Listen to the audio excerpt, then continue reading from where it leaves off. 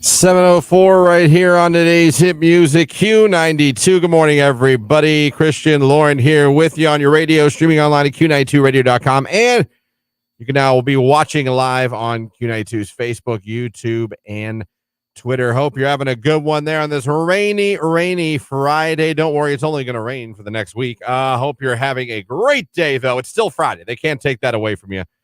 This hour, LL Cool J tickets for his show in Cleveland at Rocket Mortgage Fieldhouse Saturday, August 12th. That is coming up this hour. Not to mention, it is a back in the day weekend. It is powered by Sardis, celebrating 25 years of service to the Stark County community, and Deflecto, now hiring all positions with a sign-on bonus. So you can call us up, text us, let us know what you guys want to hear from the 90s 2K. We will get it on for you. A lot of text requests that I'll get to here. You guys did a good job in the first hour as well. I see that.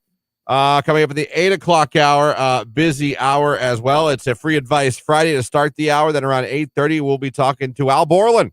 Yes, the Al Borland. Yeah, Richard Karn. From Home Improvement from the 90s. He'll be on with us. Be chatting with him. He's in Canton. You can find out where you can go see him. 9 o'clock hour, another opportunity to become a finalist for the Cedar Point season passes. And we'll be talking to our friends at the Hall of Fame Village around 9:15, 9:20 as well. So obviously busy today. Yeah, a lot going on. Already got a finalist last hour for Cedar Point. Congratulations to Grace from Canton. She was caller number 10, and now she's in the running to be one of the 3 listeners we hook up with season passes to Cedar Point. So that was a lot. Yeah, you done? That was, I think. I don't think I missed anything. There's a lot. Yeah. It's a busy Friday, kids. It is, but that's good. That means it'll go fast for all of us, and it's exciting. We have good stuff. Oh, man. So good morning, everybody. Did you guys watch the NFL draft last night? If you're a Browns fan, don't worry. You have to wait till round 3. We don't even have a second round pick. So you got to wait till round 3, the 11th pick in the 3rd round, unless the Browns were to make a trade or something like that. But interesting draft. Yeah. I enjoyed it. It was entertaining. I thought Kansas City looked great. Man, were they having a party in Kansas City. That crowd was unbelievable. Well, I mean, unbelievable. They are Super Bowl champs, and they're pretty pumped about next year. So they showed up. Fans from all over the NFL were there. But, man, they put on a really cool – I liked their setup. They had this room with the draft guys. When you got drafted, a guy like a door guy opened this door for you, and you walked out. You put on your team hat, and they had like this camera, but it was a mirror. So you'd watch them put on their hat for the first time. They're looking at you, and they walk up, hug the commissioner, get their jersey. Yeah. It was very well produced. It looked very good. Whoever laid that out, I thought, this is good.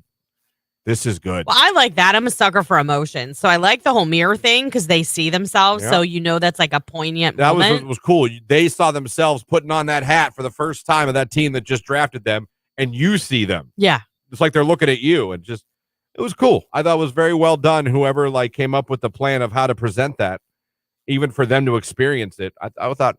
Well done, marketing team. Well done, NFL. Well done, Kansas City. I'm sure you guys worked together on that one, but that was cool. And the crowd that was not only right there, but the crowd that was back in this green space, my God, thousands and thousands. Yeah. Were there. People turn out to support their teams. I mean, I was like, man, how cold is it? Because I do this thing now when I'm looking at something, I go, Alexa, what's the temperature in this city? It's like 60. It's like 67. That's your new thing. Is what I do. We watching a game. I'm like, hey, what's the weather where that is? And then okay. All right. Interesting. You just have to know what it's like there. Yeah. Like they showed a Dallas Cowboys draft party. Yeah. And you're like, everyone's outside. I was like, Alexa, what's the temperature in Dallas, Texas?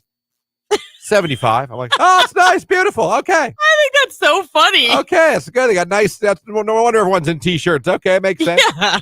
Makes sense. And then I hear Kansas City is like 65. Oh, that's like us. That's like us. Do you regurgitate that information to the fiance or the daughter? Like you're sitting there in the room. Oh, okay. Yeah, I see. I just because we have Alexa over the house. So I gotcha. Okay. We got living room, bedrooms. We're just like our thermostat's Alexa.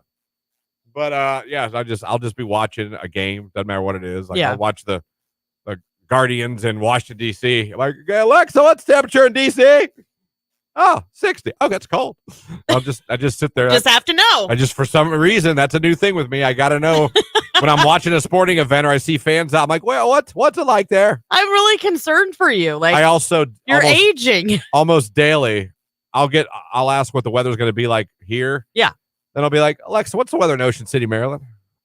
Just because, it gets me going thinking about vacation. Yeah. No, that's a good idea. It's Ocean City, Maryland. What's the temperature? My husband always laughs at me because I'll be like, what's it supposed to be like next week? Or what's it supposed to be like tomorrow? And he's like, don't you literally look at the weather like 7 times during your show? I'm like, yeah, but we're so busy. Like, I don't know why. It just doesn't stick in my brain.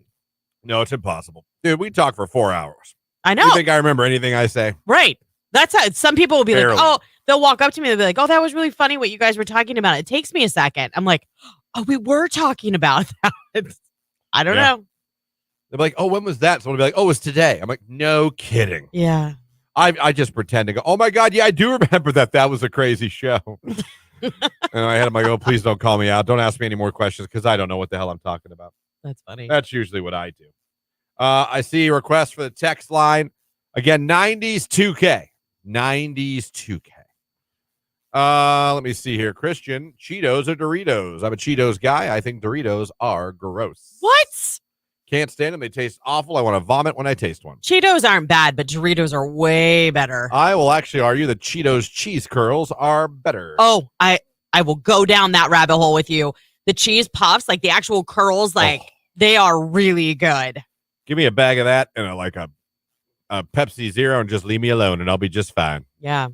I mean, I'll be sick from eating the whole bag, but oh. Do you like cheese balls? Some. Planters cheese balls, yes. They're the best. Yeah. The cheap ones you buy in the plastic jar that tastes like plastic because they've been in that jar too long. Yeah. No. Utz is like that, and it's not terrible, but Planters comes in like the peanut can, right? Planters cheese balls, I will annihilate. Yeah. You could put that little can in front of me, and I'd be like, none of you touch it. Yeah. It's like Power Pellets, and I'm Pac-Man. Yeah. That's the noise Pac-Man made. Oh, is it? Yeah. Well, it's a version of it. I don't know if I nailed it. Christian, you sound like Jerry Seinfeld when you get excited. So which is it, Chris Pratt or Jerry Seinfeld? I know you've been told both, but both are compliments. I had either one of their bank accounts. I do not. I do have a new couch coming this weekend, though. I know. That's something to be excited about. It's going to be great. Now, we have no couch. I got to get home because we're in the 2 to 4 window for the guys to come pick up the old couch. Yeah. And take it. I got to be there. I got to put the dogs away, shoo the baby away. What I like about this company is they do everything through text after I called them. Oh. They send a reminder text for me to confirm that they're coming out. And when I hit confirm, they not only sent me what the time frame they'll be there, they sent me the picture of the 2 guys that'll be coming and their names. Oh, I like that. I thought I was like, now that is professional. I like knowing that. Yeah. I know exactly the 2 guys that are coming. Yeah. So very cool. I think that's nice. I think that they should do that for like DoorDash and stuff. I know they give you their name and stuff, but I think they should almost. Give you the name. But I'm saying they don't tell you, like, give you a picture. No, they don't. So you know who you're looking for. I always get calls from my DoorDasher. It infuriates me. And I don't get it. All right, we're condos. You get mad that they call you? Yes. Oh. What? Because they can't find my condo. And I'm sorry, but like, what about the 4 numbers of my address that are literally on the garage? Do you not see? Plain as day, hi. Touche. And they come in there. Are you in the apartments behind the condos? I'm like, no, we're the condos. And I say the numbers, and they go, oh yeah, there's the number right there. Like, do you have a front porch light? Yeah. Oh. Yeah, we do. Well. And the 4 numbers of the address are literally on the garage of the condo. I know.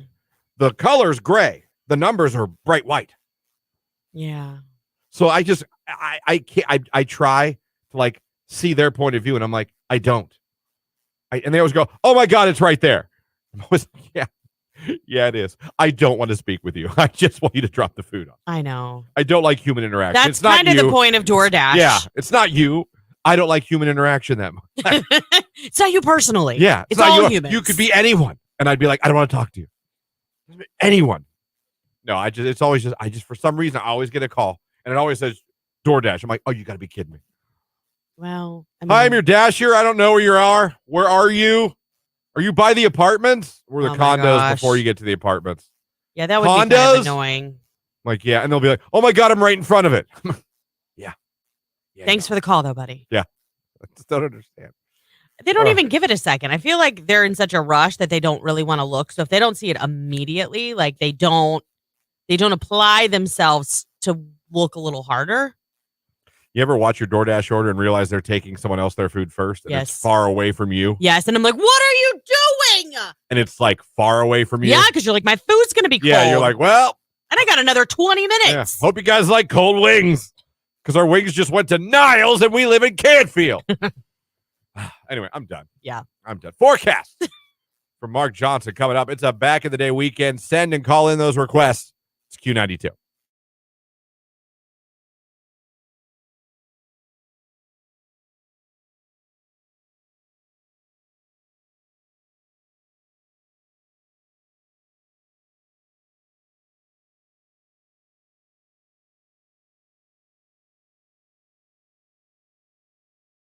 So, listen, guys don't look for no reason. Right. They don't window shop the way that we ladies do. Very different. You know, the not daughter found out the difference between shopping with me and her mother. And it was funny because I call my fiance a ghost. I don't think she's real when we go shopping because I swear to you, she'll be right behind me. And I turn around and I've been walking by myself for a good 20 steps. You said that to me at Celebrity Cuisine. She disappears. And I look and I'm like, where? And I go down and there she is down an aisle picking something. I'm like, not even a, hey, honey, let's go down here. Just I'm walking. I turn around and I'm like, do I have an imaginary fiance? Like, did I make this up? And she just shops for hours. And the not daughter went with me probably 2 weeks ago to get stuff at Meijer. And I had my list. And we were in and out of there in like 10 minutes. She's like, wow, this is real different than shopping with mom. You know what? It must be a guy I have thing. A list. Yeah. I get my list and I'm out. I'm not here to browse. Yep. We need ketchup. We need bread. We need this. And we're gone. The kids know, like, if they go with Tony to Home Depot or something, they'll be home in less than 20 minutes. Oh, yeah. And if they go to Target with me, they know that there's probably going to be Starbucks involved and it's going to be a couple hours. And we may stop somewhere else on the way home.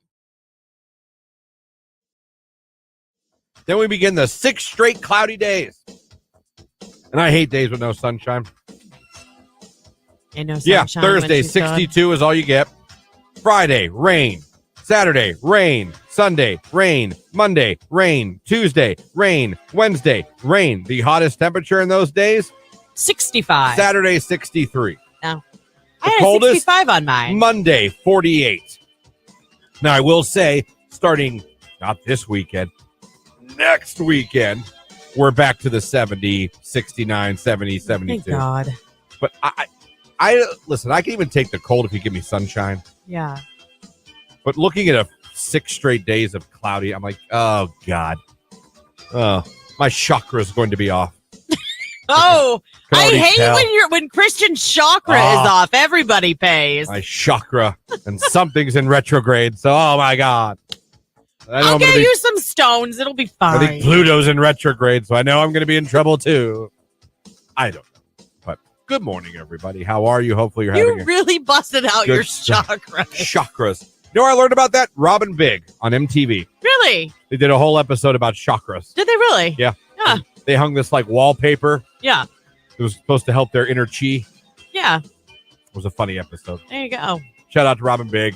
Great, great, great show. Shame that it ended early. But what an amazing, hilarious show it was. Yeah, it was. That still can't be streamed anywhere for free. No, I know. We did that deep dive. Yeah, someone texted. It was like, it's on this. We looked it up. We're like, no, it's not. Not unless you buy it. Q92.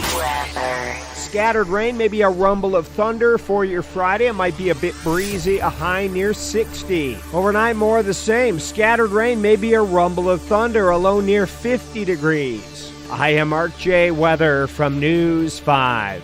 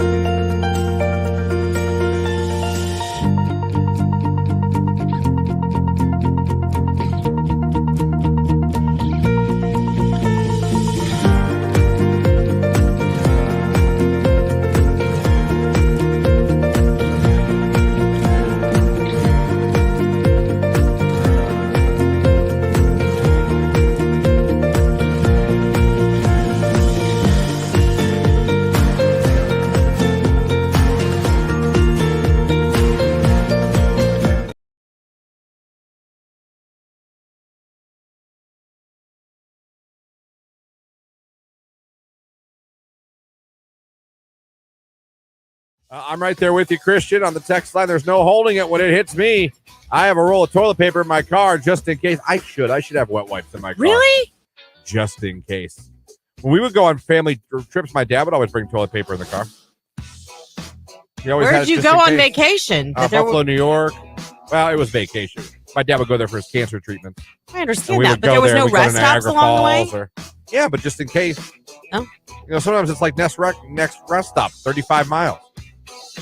You apparently have the strongest ass in the world. I don't know. Maybe it's because my parents made me hold it. I don't know. I guess not everyone could be like 2 hours. That's fine. I'll just sit here. I knew people that would take a potty chair with them. Like, I've never pooped in the woods. No, I haven't either. Say I've never done this. I don't even know that I could. I think my body would actually stop it from happening because it'd be like, this is not right. Well, I gotta go. I gotta go. That's why I have no problem pooping in public. But like in public restrooms. Yeah. Not afraid of that. It's called a nest, people. Make the nest. You're good to go. So you don't want to touch the seat. I will tell you that. Take that. Sometimes they have those things you set on top of them. Yeah. If not, take that toilet paper. That disintegrate the minute that moisture hits them. So if there's anything left on the seat from the previous person, it become a mama bird, make a nest, sit on the nest. You're good to go.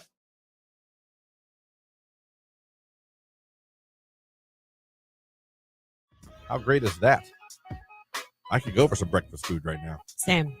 Bacon, eggs, toast, and pancakes with a glass of orange juice. Scrambled eggs with some fresh pico de gallo and some avocado. Pico de gallo. Get over yourself. Oh, I love pico.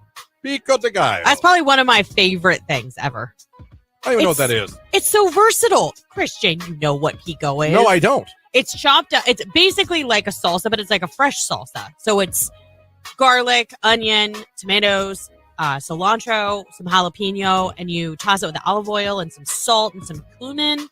So good. Just awful.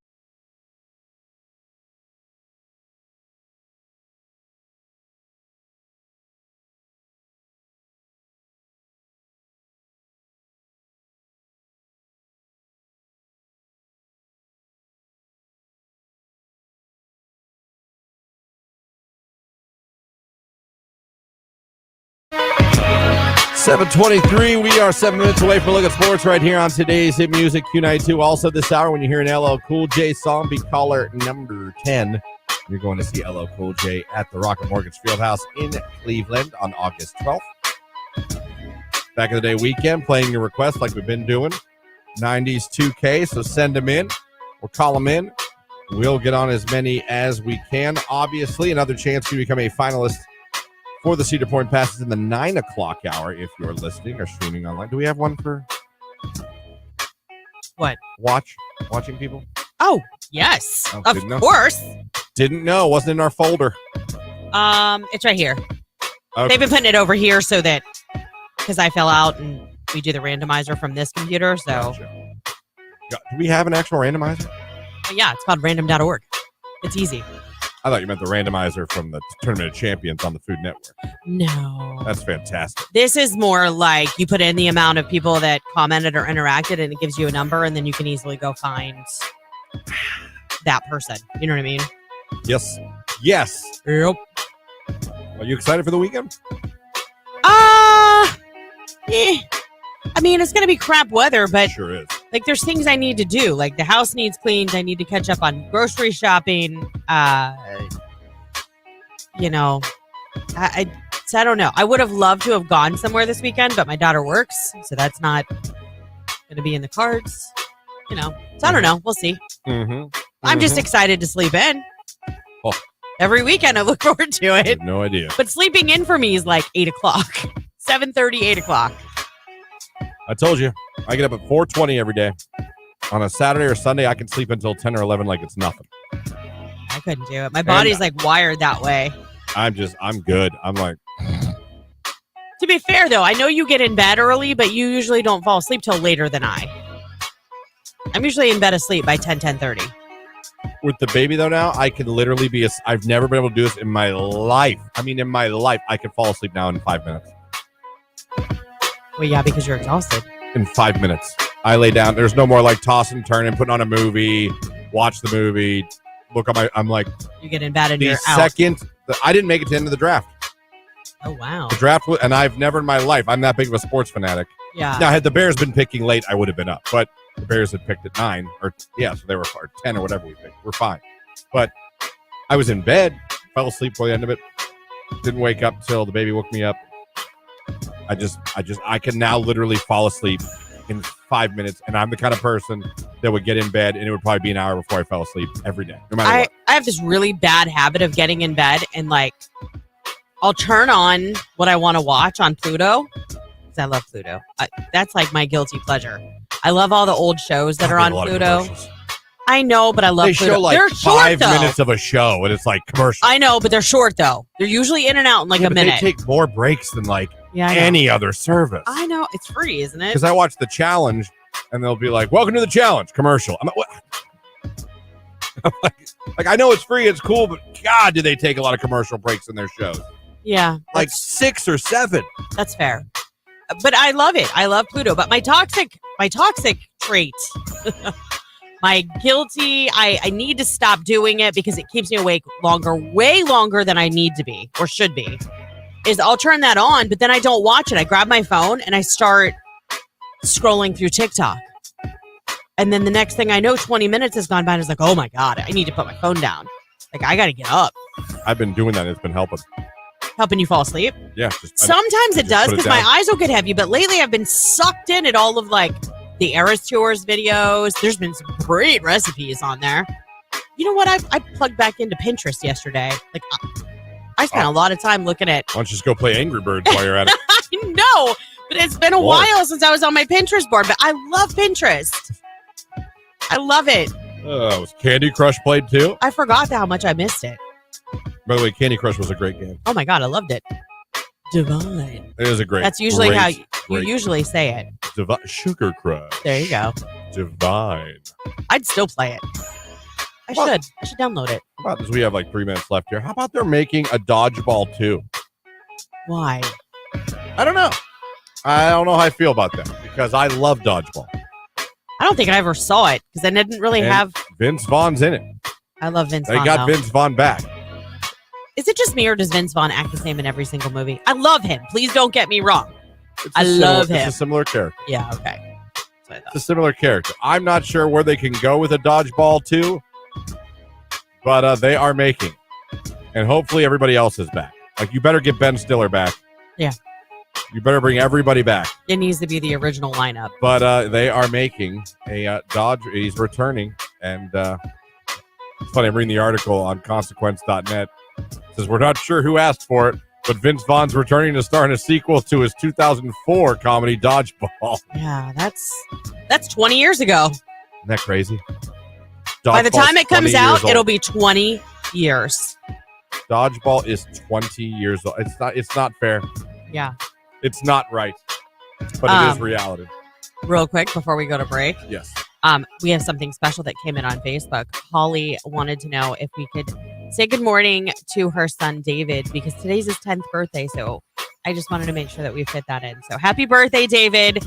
We hope you have an awesome day. Awesome birthday. I'm assuming you have to go to school, which I'm sorry, but it is what it is.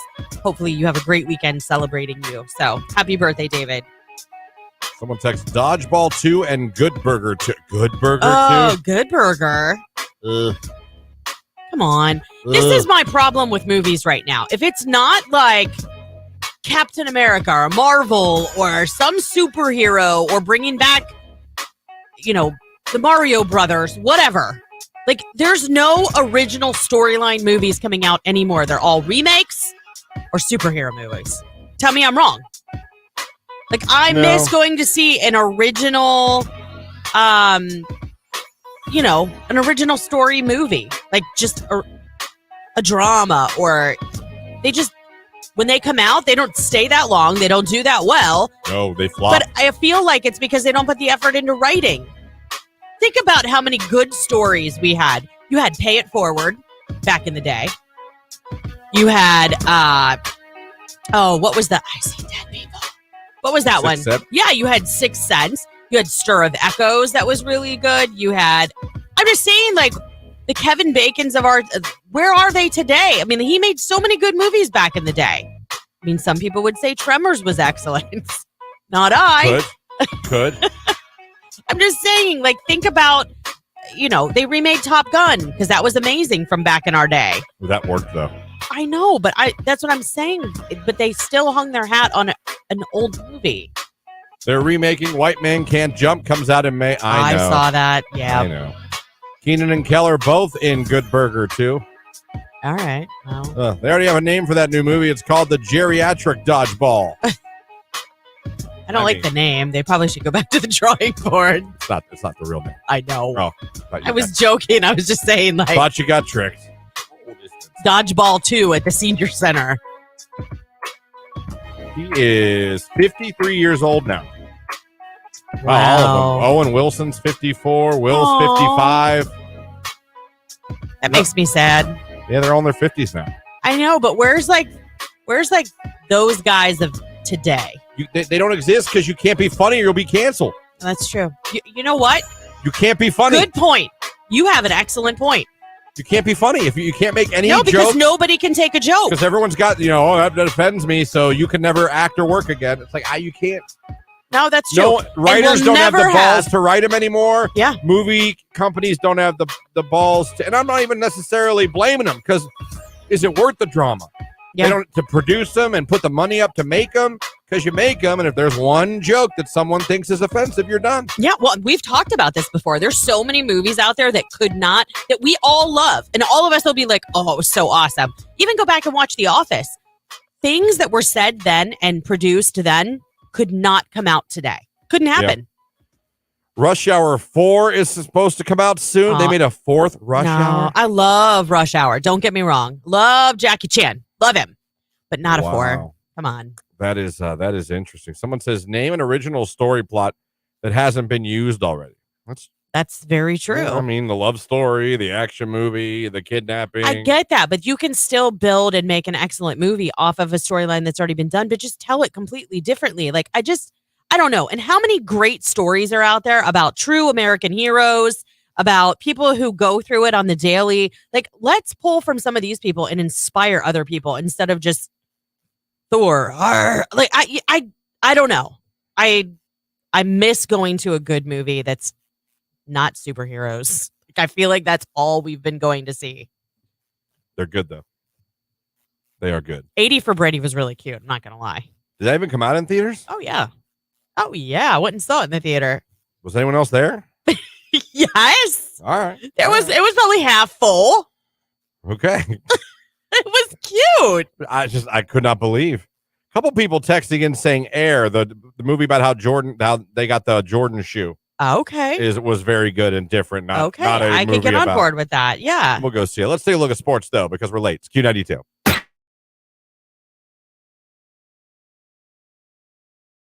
This is a Q92 Sports Break with Christian Bigglesworth on Q92. The NFL draft continues tonight with rounds 2 and 3. You can watch them on ESPN. The Browns will make their first pick of the draft in round 3 with pick 11. The Guardians play the Boston Red Sox tonight at Fenway Park. 7:10 is first pitch. Shane Bieber will be on the mound for Cleveland. The Guardians 12-13 on the year. The Akron Rubber Ducks split a doubleheader with Binghamton yesterday, winning game 1 5-2 and losing game 2 3-4. The teams will play again this afternoon at 1 p.m. The Ducks are 9-9 on the season. NBA playoffs last night. Boston beat the Hawks. The Celtics win the series and move on. And the NHL playoffs last night. Tampa Bay beat Toronto. Tampa Bay's up 3-2 in that series. New Jersey beat the Rangers. New Jersey's up 3-2 in that series. And Las Vegas beat Winnipeg. Vegas has won that series, and they've moved on. That's a look at sports right here on today's Hit Music, Q92.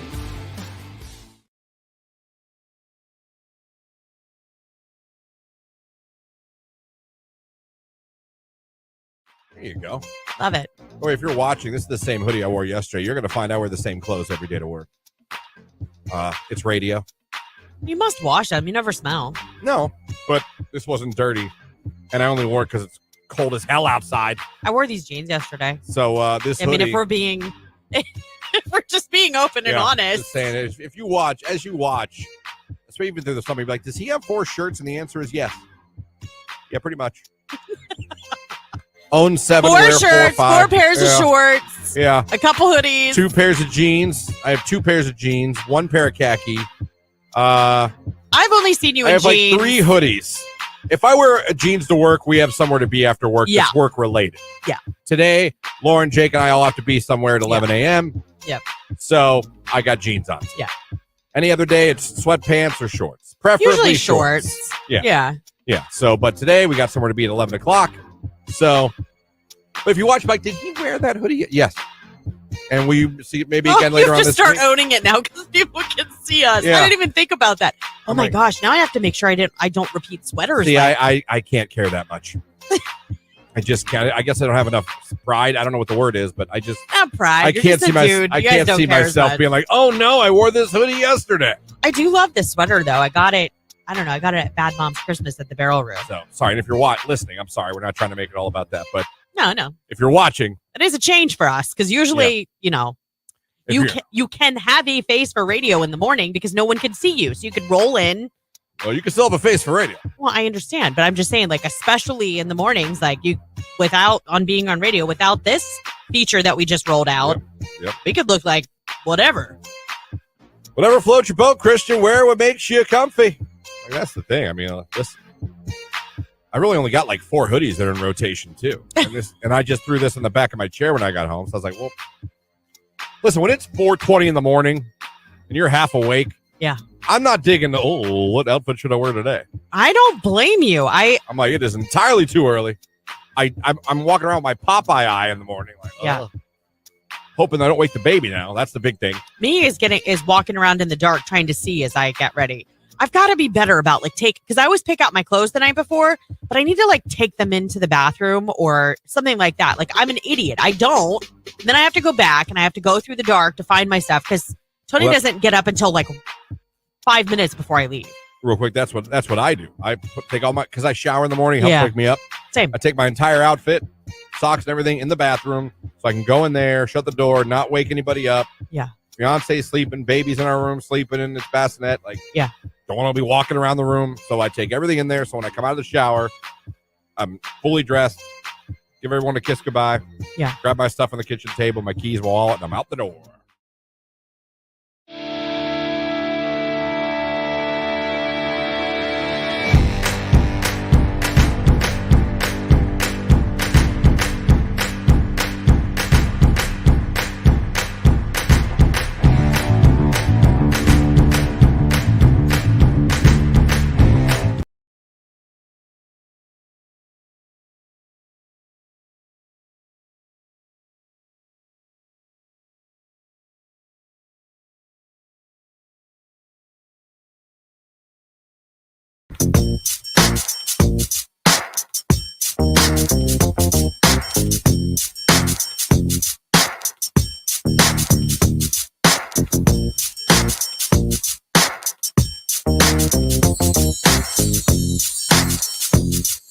$7:38 right here on today's Hit Music. It is Q92. Christian Bigglesworth here with you. Lauren with you here on your Friday morning. Thanks for having us on the radio. Streaming us at Q92radio.com. Or if you're watching on Facebook, YouTube, or Twitter, hello, good morning. Thanks for checking out the show. Still to come this hour, we've got LL Cool J tickets to give away. All you got to do is listen for a song of his when you hear it played this hour. That is your cue to call. Give us a call. Be caller number 10, and you will win tickets to go see his show when it comes to Rocket Mortgage Fieldhouse on August 12th. 8 o'clock hour. Free Advice Friday. Also, we'll be talking to the one and only Al Borland from Home Improvement. He'll be joining us. He's in Canton this week. He's in Hartville. Well, yes. He's in Stark County. He's in Stark County. Yeah, and you know his name's actually not Al, right? Yeah, but that's what people know. I know. I'm teasing you. The people know who we're talking about. Right. Richard Karn will be joining us on the show to talk about how you can meet him this weekend. We'll catch up with him, too, and see what he's been up to. You can see him. You can see him if you stream the morning show on Facebook Live, Twitter, YouTube. But then you can actually physically go see him. Get a picture with him. Mm-hmm. Meet him. Maybe shake his hand. I don't know what his rules are. He might not allow any human contact. I don't know. And we'll find out, though. It's his rules. Right. It's his personal rules. space. I mean, 9 o'clock hour also, Cedar Point finalists for the 3 season passes we are giving away a week from yesterday, next Thursday. You have a chance to win those on the radio in the 9 o'clock hour. And if you're watching on Facebook, Twitter, or YouTube, just go ahead and click like and make any kind of comment, hello, good morning, whatever, and we will randomly select one of you and make you a finalist as well, so you have a chance to get one of the 3 phone calls from us next week telling you got season pass. You can go to Cedar Point as often as you want. I mean, talk about being a cool parent. Be like, guess what I got you? Cedar Point passes. Pretty cool. I mean, when I was a kid, I would have loved it. So, just saying. Cedar Point's pretty fun. It is. I'm glad it's still there. Not going. Hopefully, it's never going anywhere. And I don't like roller coasters. It's got so many cool rides, though. It's such a cool place. I mean, unless love that you can see it from far away when you're almost there. Oh, yeah. Oh. But you see it in the distance, you start getting excited. Do you remember that? Like, how excited you would get as a kid when you were going somewhere like that, whether it was Cedar Point or Geauga Lake or Kings Island, whatever. And you'd see it off in the distance. You'd be like, oh, my God, we're almost there. You'd pull into that SeaWorld or Giant Eagle, Geauga Lake parking lot. You would just see the rides. And you'd see, like it's go time, baby. The SeaWorld logo, and you were like, oh, my God, we're here. Yeah. Or, like I said, Cedar Point, you'd see the rides from a couple miles away. The only reason I ever wanted to go to SeaWorld was to do the pearl diving. Did you ever do that? Never knew about it till Megan told me years ago. What? Had no idea it existed. Didn't know what anyone was talking about. Literally thought I was being punked on the show. No. Till listeners started chiming in and talking about it. I had no idea there was a lady that would dive down and go get pearls for people. Yeah, and they'd make jewelry for you. So you no idea. Yeah. I did not know. I never saw it. We never went to it. I questioned my parents. I was, what was that about? They didn't want to take we you. We went to SeaWorld, I believe, every year. You know, we kind of did a SeaWorld and a Geauga Lake. You know, we had, you know, we didn't have Disney World money. We weren't poor or anything. Right. But we didn't have Disney World money or Disney World money is like a whole nother level. Now, my God.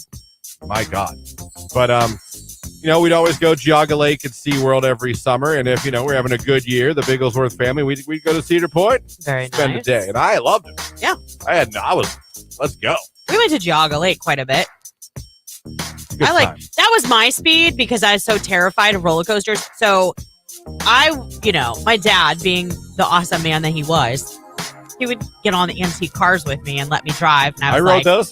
We'd be like, thump, thump, because I'd be hitting the track constantly. One of the funniest things I've ever as a child laughed at. And I mean, I laughed, stomach hurt, couldn't breathe. And I'll never be able to explain it to where you guys would understand how funny it was. I'll never be able for you to be there and understand, because if I explain it to you, like, oh, okay. My brother did not understand the concept of bumper cars. Okay. And what did he run from them? My brother, my sister, we all got one. I don't know if he just thought you just drive around the little room. Right. And that's it. And there happens to be a lot of accidents. I mean, what? And we were doing bumper cars, and we were having a fun. And yeah, you get jerked around sometimes, but you can get hit hard. Yeah, you know, of course. We're in bumper cars, and my brother did not understand that people were going to hit him. Oh God! He started crying and yelling at everyone that was hitting him. So, like, I'm over on the side playing with people hitting. And I look over, and he's crying. Someone hits him and he just goes, stop it! Oh my gosh. Stop hitting me! And I look over, my dad's dying. My dad's just dying laughing. Like, not telling him that's the point. I don't know how he could bumper cars. I don't know what part of that you don't understand. I mean, did he not stand in line and observe it before he got in the car? He was pissed crying. He wasn't like, right. He was pissed crying. You know when you're so mad, all you can do is cry? Yeah, but did they pile on him so he couldn't move? Because that's frustrating. I don't know. How old were you guys? We were, all of us, maybe 7, 8, 9. I don't know. Who's oldest? My sister. Okay, and then you? I'm middle. And then Justin's the baby. Yeah. Okay. So I just, everyone was hitting him, laughing, and he's not even trying to drive. He's just sitting there yelling at everybody hitting him. He's just screaming at everybody hitting him. Stop it! Oh my gosh. I just remember looking over at my dad. That's hilarious. Clapping his hand, laughing. You know, they were like, oh my. Yeah. He didn't understand bumper cars. I don't know what he expected from bumper cars. I mean, is this something you don't let him live down, I take it? No, I haven't brought it up, I don't think, ever to him. I think about it once in a while. I'll still think about it. And laugh? Oh, God. It doesn't do it justice. If you saw it, you'd have been like, this is fantastic. Yeah. Didn't understand. And that's okay. That's okay. 7:45 coming up. LL Cool J, when you hear it, be caller number 10. That is your cue to call. We haven't done it yet, so you know it's coming up on Q92.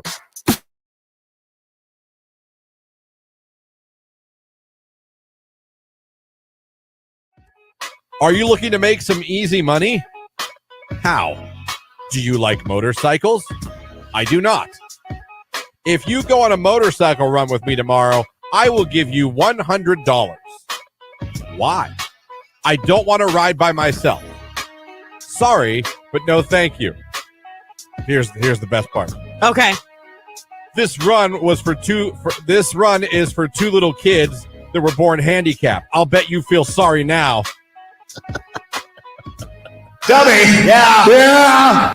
Major dummy. That deserves it. Hit the button again. Dummy. Yeah. Joke's on you. Seriously? Okay, so it was probably like a poker run. But see, he didn't, if he, Well, shouldn't the conversation have been like, hey, I have a poker run tomorrow. It's benefiting 2 disabled children.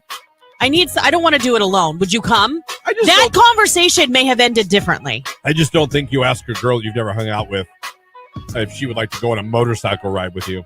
And not even tell her that, like, it's a charitable, like... Well, joke's on you. It was for charity. If that's even true. I mean, that is funny. He was going to pay her $100.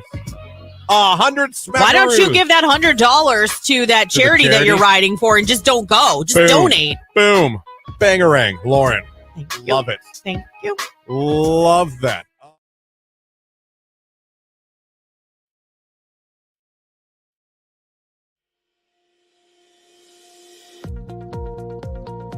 Hey, it's Nicolina, your midday diva, and you need to join us every Thursday at 11 a.m. for Downtown with the Diva. And Start Flavor.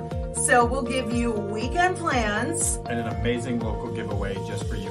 Make sure you join us every single Thursday at 11 a.m. on Q92.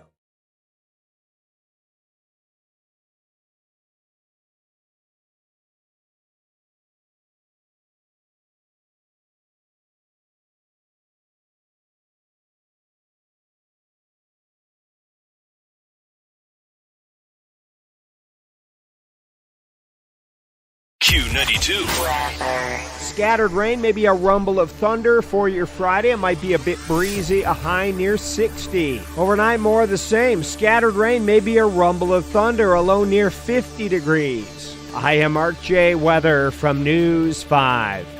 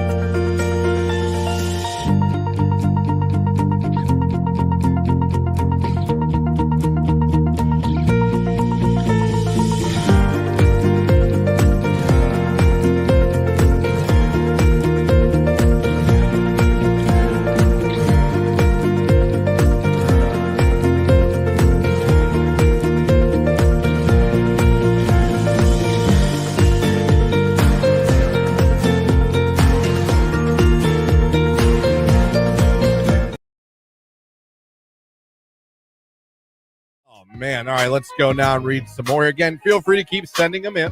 I enjoy them all. Yeah, and don't forget, we're live over on Facebook, YouTube, and Twitter. You can join the conversation. A conversation they were having. They obviously had talked before. This seems to be a Tinder one. You here? The girl writes, what? Do you have a new girlfriend? He writes back, yeah, we're not dating yet, but we've started talking. Fantastic response by the girl. He's leaving the door cracked. Makes sense as to why you stopped sending me wiener pics. Dummy. Yeah. Just a reminder, girls don't really like those, gentlemen. Not at all. Not even a little. Another one here. This looks to be a Facebook one between a girl and a guy. The girl sent one response. The guy sent a lot. Question. Wrote back answer. Thin crust or deep dish pizza? Better question. How in the world are you single? We matched on Tinder, by the way. I know you're out of my league, but figured I'd take a shot anyway. Have a good night. Here's my favorite one. I could write you a song. So we went from pizza to you're hot to let me How write are you a single? song. Right. Which I'm not convinced is necessarily a compliment. I know it's always I would intended. be like, yeah, dude, how am I single? Like, that's where you get mad. You don't think she's frustrated? It's always intended as a compliment, but it's one of those compliments you give that sometimes people are like, all right. You know what I mean? Like, you know what I mean? Yeah. I don't know. I could write you a song. Then you It's wrote, like, tough crowd. I've probably had too much Jack Daniels. Sorry. So he offered to write her a song. I would have been like, yes, and send it in a voice note. And then I would have shared it to my social media. Send it in the voice note. A girl I know has called off 3 weddings in the last 4 years. I'm guessing that's one of the cases of don't know enough before jumping in -1. One did cheat. Oh. Hold on. So she was engaged 3 times in the last 4 years. I hope these were like backyard weddings and not like church, reception hall, caterer, photographer. Maybe she should just date for a while. Yeah. Talk about not knowing it. I mean, 3 years. I know it's not free advice Friday, but that's my advice. I'm not trying to be a Judge Judy here, although I guess I am. Okay. There's a problem. Yeah. In 4 years, maybe she's got like a fear of commitment. A fear she's getting engaged every week. Yeah, but she's not going through with all of it. So the commitment part, like when it gets too deep, she starts drowning and she bails. She gets out of the pool. No, there's something there. There's something we need to talk about there. There's an issue there. She's afraid of commitment. She runs to it very quickly. Yes. And then runs away from it. Now, again, the one did cheat. I'm not going to give that's that like one. Runaway. That's like real life runaway bride. But still, to have 3 different engagement rings on in 4 years? Yeah, that's from fast. 3 different guys? That's fast. And you married none of them? Right. Now, again, the one was an a-hole and cheated. Yeah.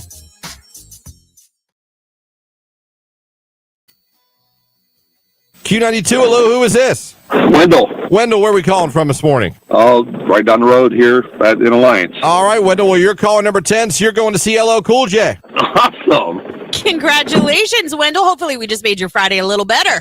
You did, thank you. You're very welcome. You're headed to Rocket Mortgage Fieldhouse on Saturday, August 12th to see LL Cool J with special guests, The Roots, Common, and DJ Jazzy Jeff. Just tell everybody your favorite radio station that just made you a winner. Q92.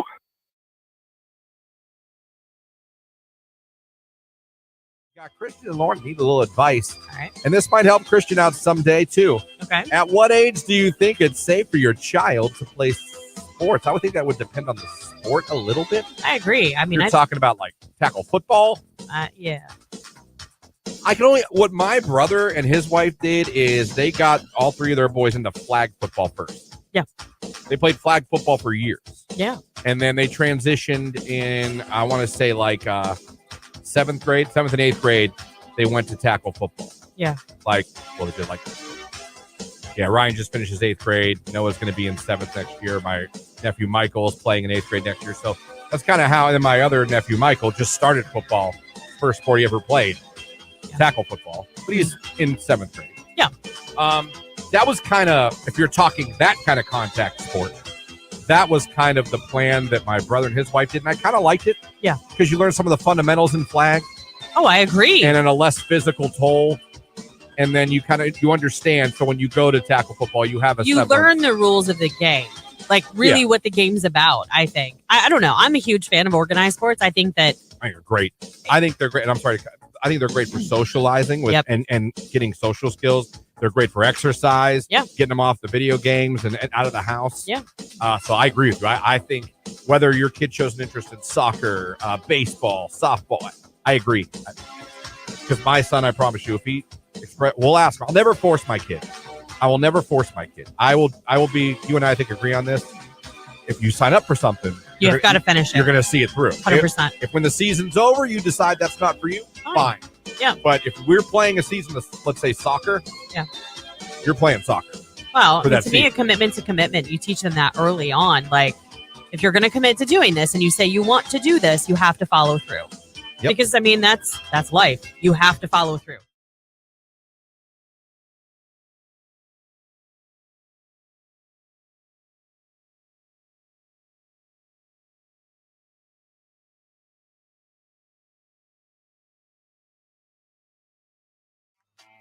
Oh, yes. Okay, now I do remember that story. That was at Studio Fit 1. Oh, my gosh. You blew up Rick's studio? No, I was getting changed. I had to get changed in my gym clothes. Okay. Oh, and someone walked in on you changing. I was in there, used the bathroom. I thought I locked the door. I swear to you, I locked the door. Yeah. Because I was very cognizant of where I was. And there was a bathroom, only one bathroom. And yeah, the trainer girl walked right in while I was mid-change. Not Mary. Was it Mary? No, not Mary. Okay. Mary would have laughed at Mary, and I would have laughed about it. Okay. Day. No, but that was funny. And then I had to take the class with her after that. I had to go sit on a damn ball and bicycle, knowing this girl just walked in and saw me changing. That was fun. I bet. The whole time, like, only you, Christian, only you would get into this situation.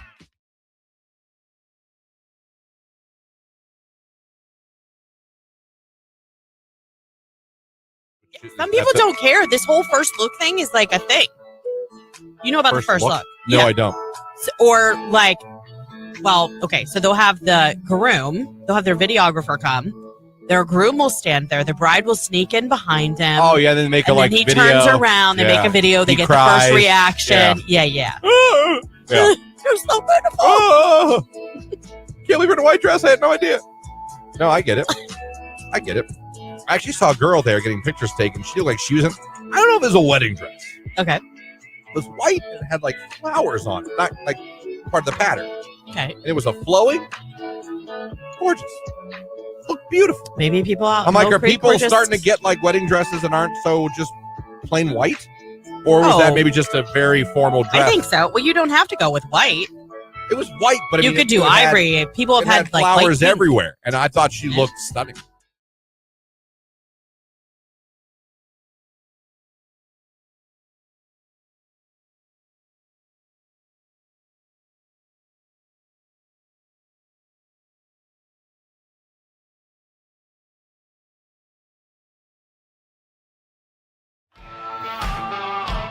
The biggest songs from the biggest artists.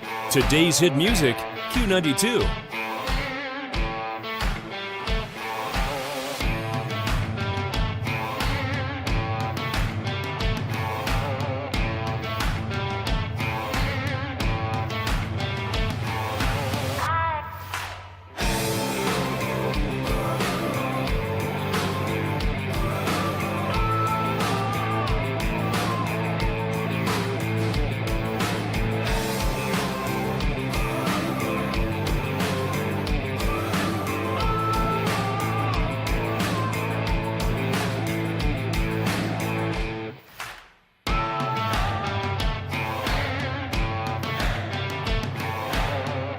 We are Q92.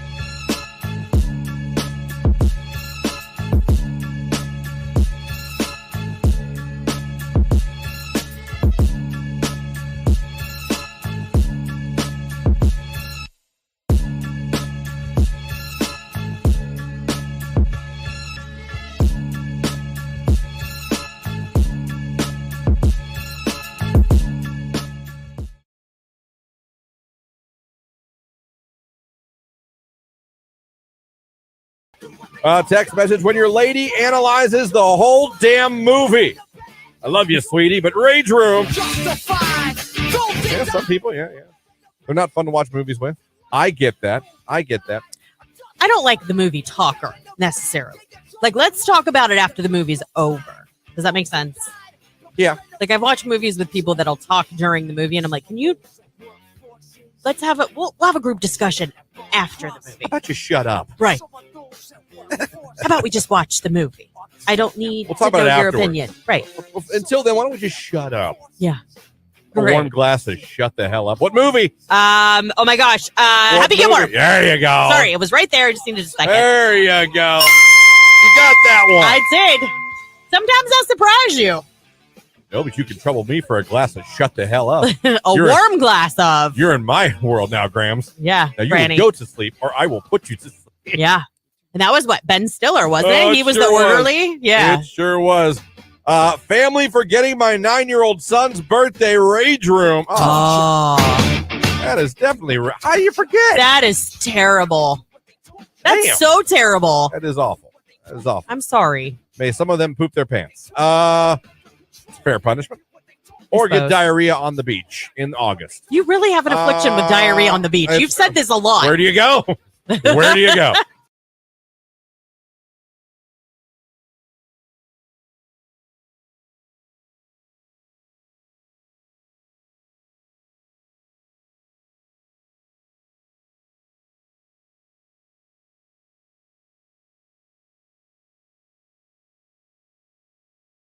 Because everybody thinks they're a genius because they put Italian dressing on meat and grilled it. I made dinner. Everyone does. It's Oh, grilled chicken do you marinated taste in that? Italian. Guess what I cooked it in? Italian.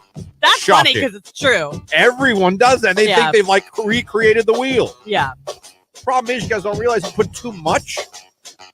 It makes the steak or whatever bitter. I don't know about that.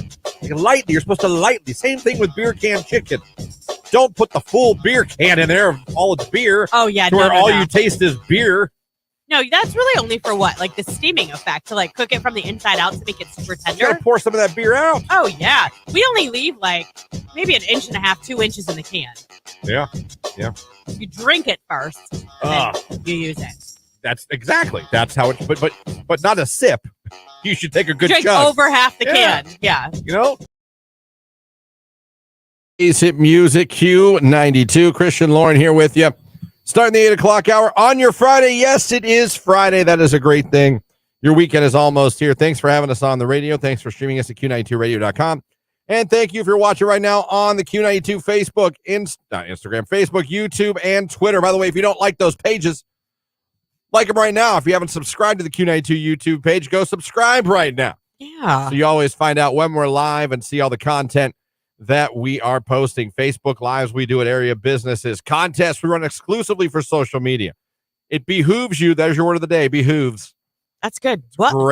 Great word. Great usage, too. And it behooves you to follow or like and subscribe on all of our platforms on social media so you guys always know what we're up to. And you can now see what we're up to as well. This hour coming up in the second half of the hour, we're going to be talking to Richard Karn, a.k.a. Al Borland from Home Improvement. He's actually in town this weekend. We're going to talk to him, catch up with him, let you know why he's in town and where you can see him. That's coming up. Also in the 9 o'clock hour, another chance to become a finalist for the Cedar Point passes that we're giving away next week. Also in the 9 o'clock hour, we'll be talking yet again. We do every Friday now with our friends at the Hall of Fame Village. We're going to see what the Village is up to on this Friday morning. But it is a Friday. It's the 8 o'clock hour. So before we end up talking to Richard Karn, a.k.a. Al Borland, time to give a little advice.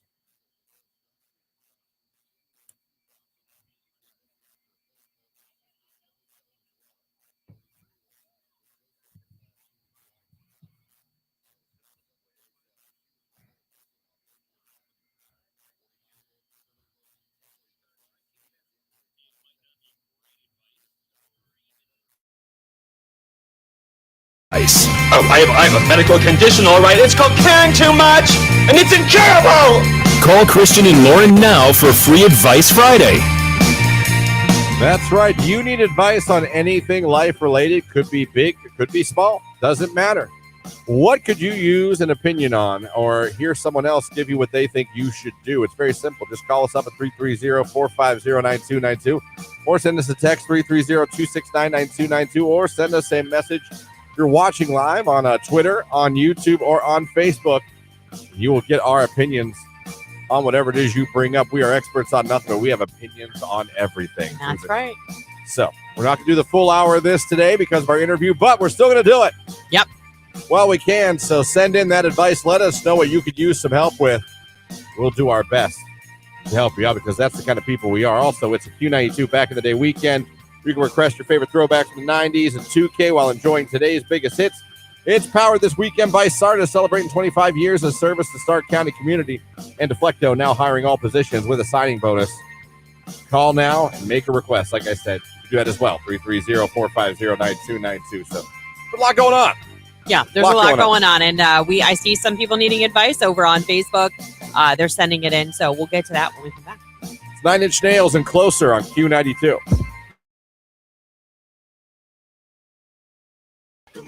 Text message: when your lady analyzes the whole damn movie. I love you, sweetie, but Rage Room. Yeah, some people, yeah. They're not fun to watch movies with. I get that. I don't like the movie talker necessarily. Like, let's talk about it after the movie's over. Does that make sense? Yeah. Like, I've watched movies with people that'll talk during the movie, and I'm like, we'll have a group discussion after the movie. How about you shut up? Right. How about we just watch the movie? I don't need to know your afterwards. opinion. Right. Until then, why don't we just shut up? Yeah. A warm glass of shut the hell up. What movie? Oh my gosh. Happy Gilmore. There you go. Sorry, it was right there. I just needed a second. There you go. You got that one. I did. Sometimes I'll surprise you. No, but you can trouble me for a glass of shut the hell up. Warm glass of. You're in my world now, Grams. Yeah. Now you Granny. will go to sleep or I will put you to sleep. Yeah. And that was what? Ben Stiller, wasn't it? He was the orderly? Yeah. It sure was. Family forgetting my 9-year-old son's birthday, Rage Room. Oh. That is definitely how do you forget? That is terrible. That's Damn. so terrible. That is awful. I'm sorry. May some of them poop their pants. It's fair punishment. Or get diarrhea on the beach in August. You really have an affliction with diarrhea on the beach. You've said this a lot. Where do you go? Where do you go?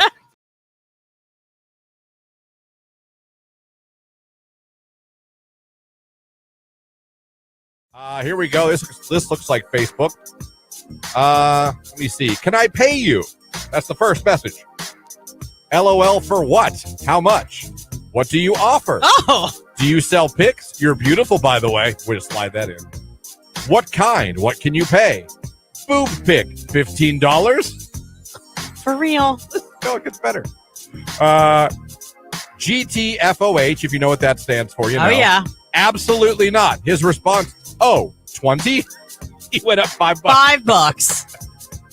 Absolutely not. And she's going to be like, 20. All right, I'll do it at 20. $15 for boob pics? No. Oh, I'm sorry. I insulted you. 20, of course. Now, if you're smooth enough, you have them Venmo you, and then you just don't send the picture. And that's their penance for being so stupid. Oh, man. Dummy! Yeah!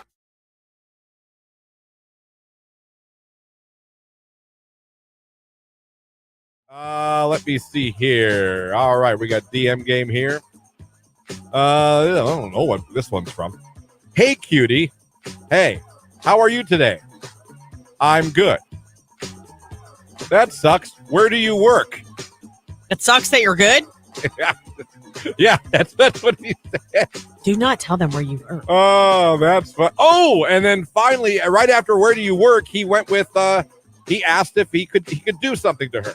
Yeah, I love her response. Yeah. Does that usually work for you? I'm going to pass. I hope you find what you're looking for. He wrote back, oh, it has. Dummy! Yeah! What an idiot. He said, oh, it's You worked. guys really are that upfront with your requests. And Oh, it's worked before.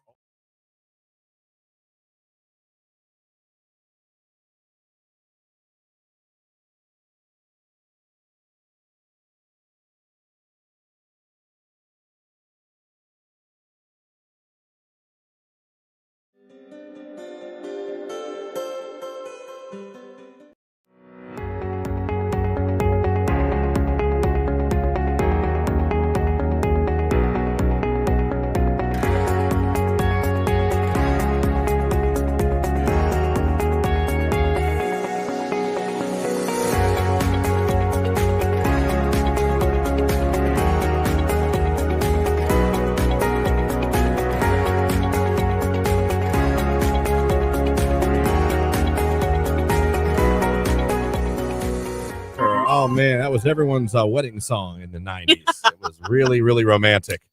And I know a lot of people had their first dance as husband and wife to that one. That's, right.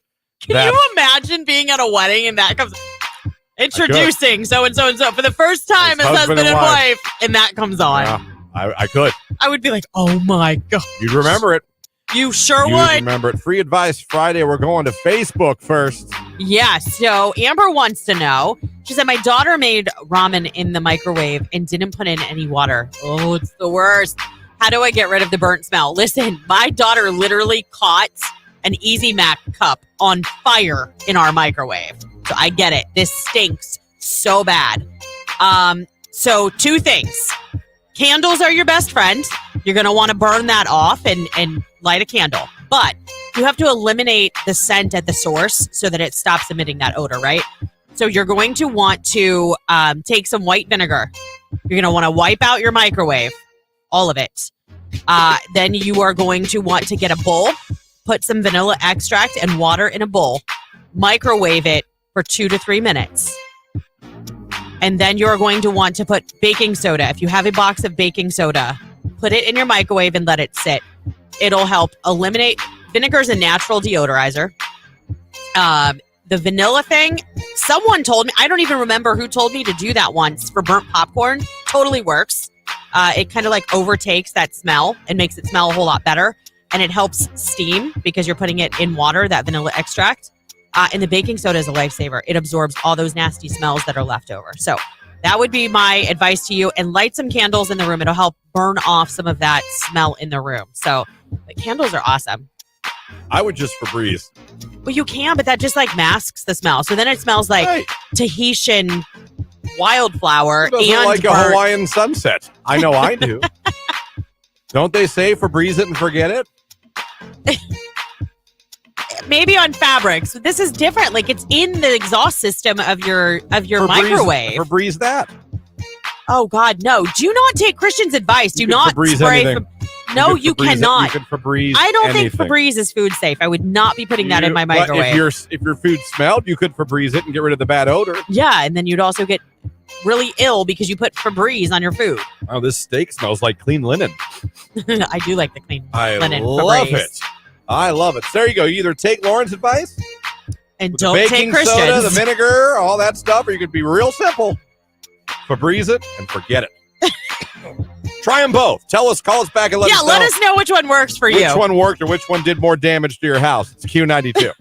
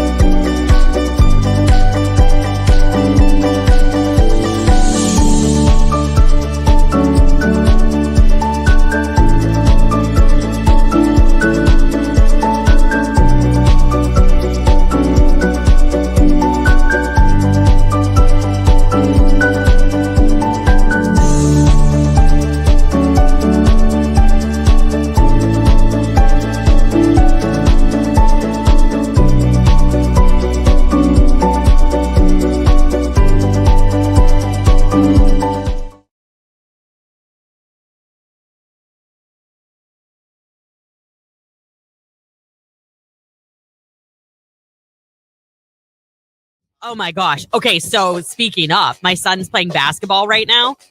Can we talk about how the NBA has influenced some of these middle schoolers to do the flop to try and draw a foul call? Got the kids flopping? Oh my gosh, but they're terrible at it, so it's hilarious. It doesn't even look natural. It's like after it already happened? Yeah, like, so they get there. There's contact. Be like 1 Mississippi, 2 Mississippi. There's the flop. Like, guys, that's not how this works. Are they coaching that? What do you mean? To try to flop? I don't know. It wasn't kids on my son's team, thank goodness, but one of the kids on the other team flopped, and it was, wow. Wow. But we've seen it before. They start doing this. I guess the coach is okay with it. If I were the coach, I'd be like, knock it off. But I'm not the coach. Yeah, not even close. We're not flopping. Right. We're not doing that. This is middle school basketball. Can we not flop? Right. Like, this game's hard enough to watch. You're 8. Exactly. You guys keep turning the ball over left and right. The score's 3-1, 3-2. All right. It's the fourth quarter. Well, it's not that bad. Can we please stop?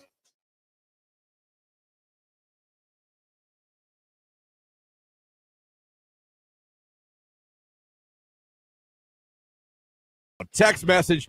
What pisses me off is when you're driving along and 3 damn deer decide to run out in front of you. Rage room. Hopefully you didn't hit any of them.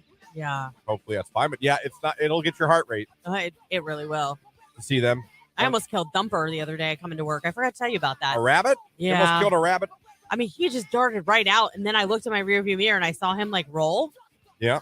I was like, Oh, you oh my did get God. But then he got up and he totally kept Oh. hopping. So I'm hoping I just maybe the air from my tire knocked him over because he was able to get over to the side of the road. I did. I murdered a possum once in a minivan. Oh. But I'm convinced he committed suicide. Like he threw himself out in front of you? Because he ran out, saw the lights, turned around to go off the road, and then at the last second, came back out. Changed his mind. Got him with the double thud. Christian. Got him with the double thud. Oh. And I was with a girl at the time. And she was in tears. Yes. And I was offended. Oh, that just gave me chills. I was offended. I was like, oh, yeah, because I veered at him. That's what I did. Right. I was like, the guy ran off the road, then came back on. What you want to do, hit a tree? Well. When the minivan's moving, honey, it's moving. We can't slow this train down. Oh, man, oh, man, oh, man. Q92. Weather. Scattered rain, maybe a rumble of thunder for your Friday. It might be a bit breezy, a high near 60. Overnight, more of the same. Scattered rain, maybe a rumble of thunder, a low near 50 degrees. I am Mark J. Weather from News 5.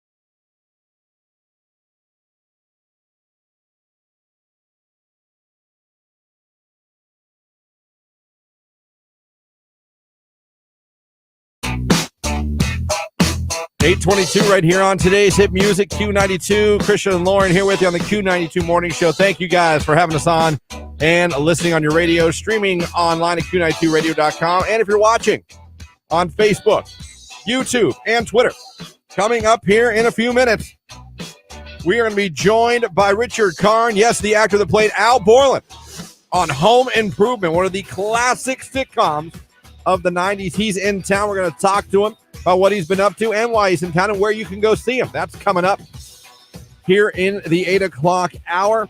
It is a back in the day weekend as well. And also it's a free advice Friday. Let's go to the text line and give out some advice. Interesting one here. I've lost a significant amount of weight within the past year, about 95 pounds. I stayed pretty quiet about it during my weight loss journey. I haven't really posted anything about it, but living in a small town, I've started hearing all sorts of rumors about myself. Things like I'm on drugs, I'm taking weight loss medicine, I'm starving myself, all of which are not true. I've worked my ass off through calorie deficit and exercising every day. I don't like a lot of attention, so I don't want to post anything about myself. But how do I deal with the negativity, the nasty rumors? How do I put the gossip to rest? It just sucks putting in all the work. No one believing or thinking I did it in a healthy way, and hearing lies about myself makes me feel like no one believes I'm capable. First of all, if you've lost 95 pounds, you're very capable. And you've done something that very few people, including myself, can do. So you should be damn proud of yourself. Like, extremely proud of yourself. What you've done is in no way easy. It's easy to say. It's easy to start. It's not easy to stick with it and see it through. And you've done that. As far as the weight loss drugs, there's no such thing. Don't you think if there was a pill, everybody would take it? Yeah, who would not I get be it, taking though. it? But your people are trying to discredit what you're doing. And unfortunately, and we see this when you work in media, sometimes, unfortunately. Not everyone's nice. Not everybody. No. Some people really enjoy criticizing everything everyone does and telling them, But a lot of times that has more to do with them than it does you. So just know that they're insecure. So maybe they're jealous. Maybe they're jealous of the fact that you look as great as you do. And so they're casting stones just because that makes them feel better. That's not your problem. That's not your burden to carry. First of all, congratulations on your success. Second of all, as much as it sucks, I almost feel like you just don't even address it. Don't make yourself uncomfortable because you've done what's best for you. You know what you did to lose the weight. You know how hard you worked. And you've believed in yourself all this time and have gone to, it worked so hard to get the weight off. You cannot let them get to you. I say good for you for not being the person that posts at the gym every damn day. Oh my goodness, yes. I say good for you. Yeah. After what she says, listen, as much as we'd like to, myself included, you can't control what other people say about you. You can't control what other people. All you can worry about is what you can control. You can control how hard you've worked. You can keep working, and again, easier said than done. Don't worry what people say about you, because I'm someone that reads something mean someone says about me on here, and it sticks with me sometimes. Same. The bad one will stick with me more than the 100 good ones. And that's the same for everybody. The one bad one's going to reach out to you. I'm sure there are people that support you. I'm sure there's people that tell you what a great job you've done. Stick with them. Keep working your ass off. I say again, please understand, you lost 95 pounds. That is an incredible feat. Yeah. An incredible feat that could not have happened without you dedicating yourself, working your ass off, and sticking with it. Yeah. And I hope you understand how unique what you did is. Yeah. And I wish you the best, but you can't. And again, easier said than done. Don't worry about them. It's easy to say. Yeah. It's easy to say, but I think you have to try to find a mindset where just worry about you. Yeah. And worry about the people that bring you good vibes and support you. They don't need to kiss your ass, but they don't, you know what I mean? You're not working out for them. You want it to be healthier. You want it to look better. You want it to feel better. And it's worked. It's working. So can you ever shut everybody up from talking and spreading? No, you can't. Right. No, you can't, unfortunately. But just control the controllable, they say. That's right. Congratulations, and try and just keep moving forward. That's Do phenomenal. you. That is phenomenal. Yeah. What you've done. I hope you're proud of yourself. I really do. Time for one more here real quick. I'm a retired colonel in the military, and I have been on my daughter about enlisting into the military because Do you have any advice whether I should be direct or passive on this issue? It's a funny name. So now I don't know if this is fake or not. They just wanted me to read the last name. Yeah. Well, just if it's true, I think you have to be very careful about how you approach her because from my personal experience, the harder you push them for what you want them to do, the harder they push back. I think that a very thoughtful conversation can happen. You can plant a seed, and then you have to give her space to make her own decision. Yeah. Don't force her into anything. Enlisting is a big decision. Serving your country is such an honorable thing. But I feel like as a parent, you have to do it somewhat with kid gloves on. And I think it also depends, too, on the type of relationship you already have with your child. You know, if you know that they're one that you can directly say something to, fine. But if not, then I think you have to kind of like say, look, I'd really like you to consider this. I'm going to give you some time and we're going to talk about it later, but I want you to at least invest yourself in doing your own research about it. Yeah, I know with my son, I don't plan on forcing him into anything. Now, if he commits to something, he will commit to it. Right. Follow through is a big deal. But I'm not going to, Well. And I saw that SNL skit, so that name did not trick me. And it is a very funny skit. Yes. Coming up, we are going to be talking to actor Richard Karn. He played Al Borland on Home Improvement, the sitcom in the 90s we all love. We're going to be talking to him, and you can watch it and see him for yourself. If you're watching on Facebook, YouTube, and Twitter. You can hear it right here on the station as well. It's coming up. Let's take a look at sports on Q92. This is a Q92 Sports Break with Christian Bigglesworth on Q92. The NFL draft continues tonight with rounds 2 and 3. You can watch them on ESPN. The Browns will make their first pick of the draft in round 3 with pick 11. The Guardians play the Boston Red Sox tonight at Fenway Park. 7:10 is first pitch. Shane Bieber will be on the mound for Cleveland. The Guardians 12-13 on the year. The Akron Rubber Ducks split a doubleheader with Binghamton yesterday, winning game 1 5-2 and losing game 2 3-4. The teams will play again this afternoon at 1 p.m. The Ducks are 9-9 on the season. NBA playoffs last night. Boston beat the Hawks. The Celtics win the series and move on. And the NHL playoffs last night. Tampa Bay beat Toronto. Tampa Bay's up 3-2 in that series. New Jersey beat the Rangers. New Jersey's up 3-2 in that series. And Las Vegas beat Winnipeg. Vegas has won that series, and they've moved on. That's a look at sports right here on Today's Hit Music, Q92. So I have allwomenstalk.com. Go there every day. And it had kind of the 9 main reasons that people call off weddings. The things that can happen that can make you call off a wedding. Okay. Then I went down a hilarious rabbit hole on Reddit. Sometimes Reddit threads are fantastic. Oh my gosh. I've spent way too much time reading comments on Reddit before. I just put Reddit thread why you called off wedding, and it was like boom, boom, boom, boom, oh boom. Yeah. I was like, damn. Yeah. So first I'm just gonna quickly go through what these are, and they're kind of vague, but I don't want to read 8 paragraphs to you guys. Sure. So number one of the I don't know if they're in any particular order, but one of the reasons people call off weddings, deep uncertainty about the wedding. Is it cold feet or is it true uncertainty? Like, why did you say yes then? Pressure. People feel pressure. I believe that. I believe people feel pressure. I always felt bad for the people that did the super public proposals because what if she was like, whoa, it's slow roll. Do you know what I mean? Like, that's awkward. Another one, you have a gut feeling. This is not right. Again, this is from allwomenstalk.com. Always trust your gut. Your gut's just telling you this is not right. Something's then not. Probably it's not. Number 3, which to me should be number 1, pressure. If you feel pressured to get married, that's not good. I could see that. I've known several people that maybe have gotten pregnant and had some pressure from their family to make it official or, something along those lines. So it's like, I get that.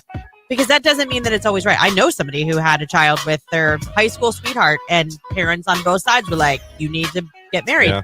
I'll tell you what, they're great co-parents. They're just not great together. I'd rather you be great co-parents than miserable parents together. Like they get along fine. Show your kids nothing but fighting and stuff as they grow up. Yeah.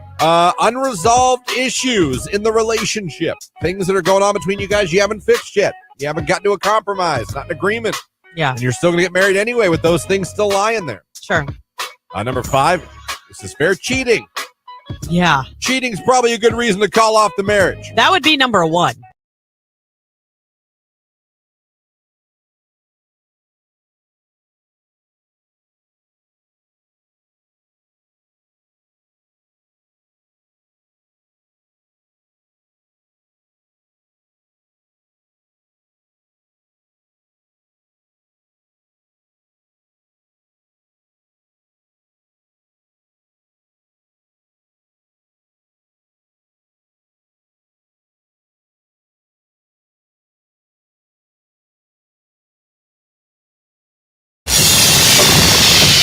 You're listening to Christian and Lauren in the morning on Q92.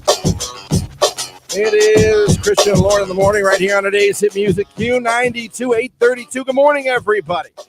Thanks for having us on. Don't forget, still to come, Cedar Point season pass finalist 9 o'clock hour. It's still a back in the day weekend. We have your requests as well. We'll get back to free advice here in a little bit. But as promised on the show, right now joining us, and you can watch this if you're watching us on our Facebook feed, our YouTube, or our Twitter.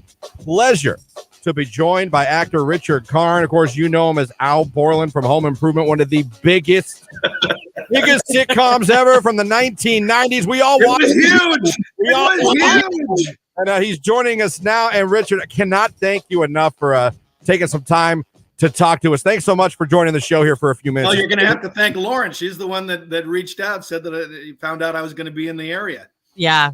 That's fair. And we're going to get to why you're going to be in the area here too, and let people know how they can come down and see you as well. But I mean, before we get into like what you've been up to now, I what is it like walking around with that feeling, knowing that like you helped raise a generation of children. You were part of families sitting in front of the TV every night, and one of the great sitcoms of the 90s that people still watch to this day. It's still on today. Like, does that ever hit you? Like, man, like I was part of something really, really special in television history. You know, it hits me when I go out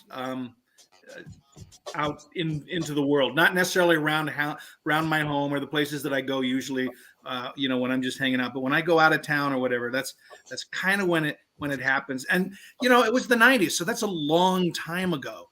But people will come up and sometimes it catches me by surprise. I go, oh yeah. But you're right. I mean, it was like before DVRs. Really, people had to make the time to sit down and watch it, and usually with their families. It's pretty cool. Yeah. When it was happening, was there a moment you guys realized, like, when you get a sitcom, you put out a pilot, you put it on there, and you hope that the people receive it, and you hope that maybe we'll get a couple years, something like that. Did you have any idea when you guys were doing this show that there was a moment, there were a lot of moments, but all of my background had been theater. I was in New York for 11 years doing theater, going out to regional theater, worked in Columbus, Ohio, worked in Louisville, places like that. But when I did the pilot of I didn't really understand the scope of what television could be. I mean, I watched TV, but it never occurred to me that, being in the middle of it was so huge, because you just reach so many more people than you do, when you're doing a play in a town. Yeah. Well, we know that the show has stood the test of time. I see it all the time pop up that I can watch the series and the season, and it's because it was such a success. It's hard to believe that was almost 30 years ago, but your relationship with Tim Allen has spanned that 30 years, so much so that you guys actually have had a couple shows on the History Channel that I have absolutely loved watching. So can you talk a little bit about that? Thank you. And I'm anxiously waiting a season 2 announcement from the History Channel too. You would think there would be, but they messed it up. They hired Tim and me, and then I guess they just didn't want what Tim and I brought to the table, because the way they edited it was so much less funny than what was actually going on. I think they just wanted modern marvels, and they already had that. Right. So I vote for taking it to another place and just expanding. Well, I hope so, because our family so enjoyed watching it. I mean, I've worked with you previously. And so, of course, every time they're like when I found out you were going to be on Last Man Standing, I was like, oh, we have got to DVR this. But I was sharing with Christian off air something that I knew from the past that you had shared with me before.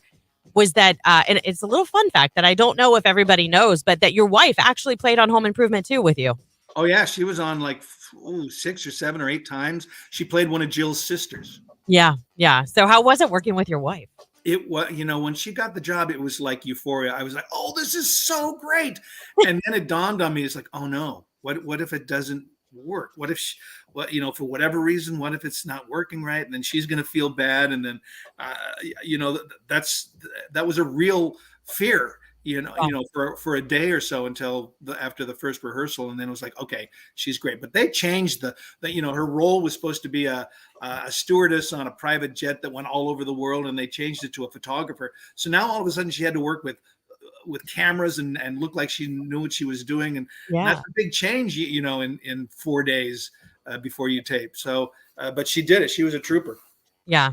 We're talking to Richard Karn. Al Borland from Home Improvement joining us today on the show. Fantastic. If you're watching right now on YouTube, Facebook, and Twitter, good morning to you guys. You mentioned before, and I think some people don't know about your theater background and that was a passion of yours. How did you get into theater? What was the draw to theater for you before, television and sitcoms? Well, I think theater happened for me in high school.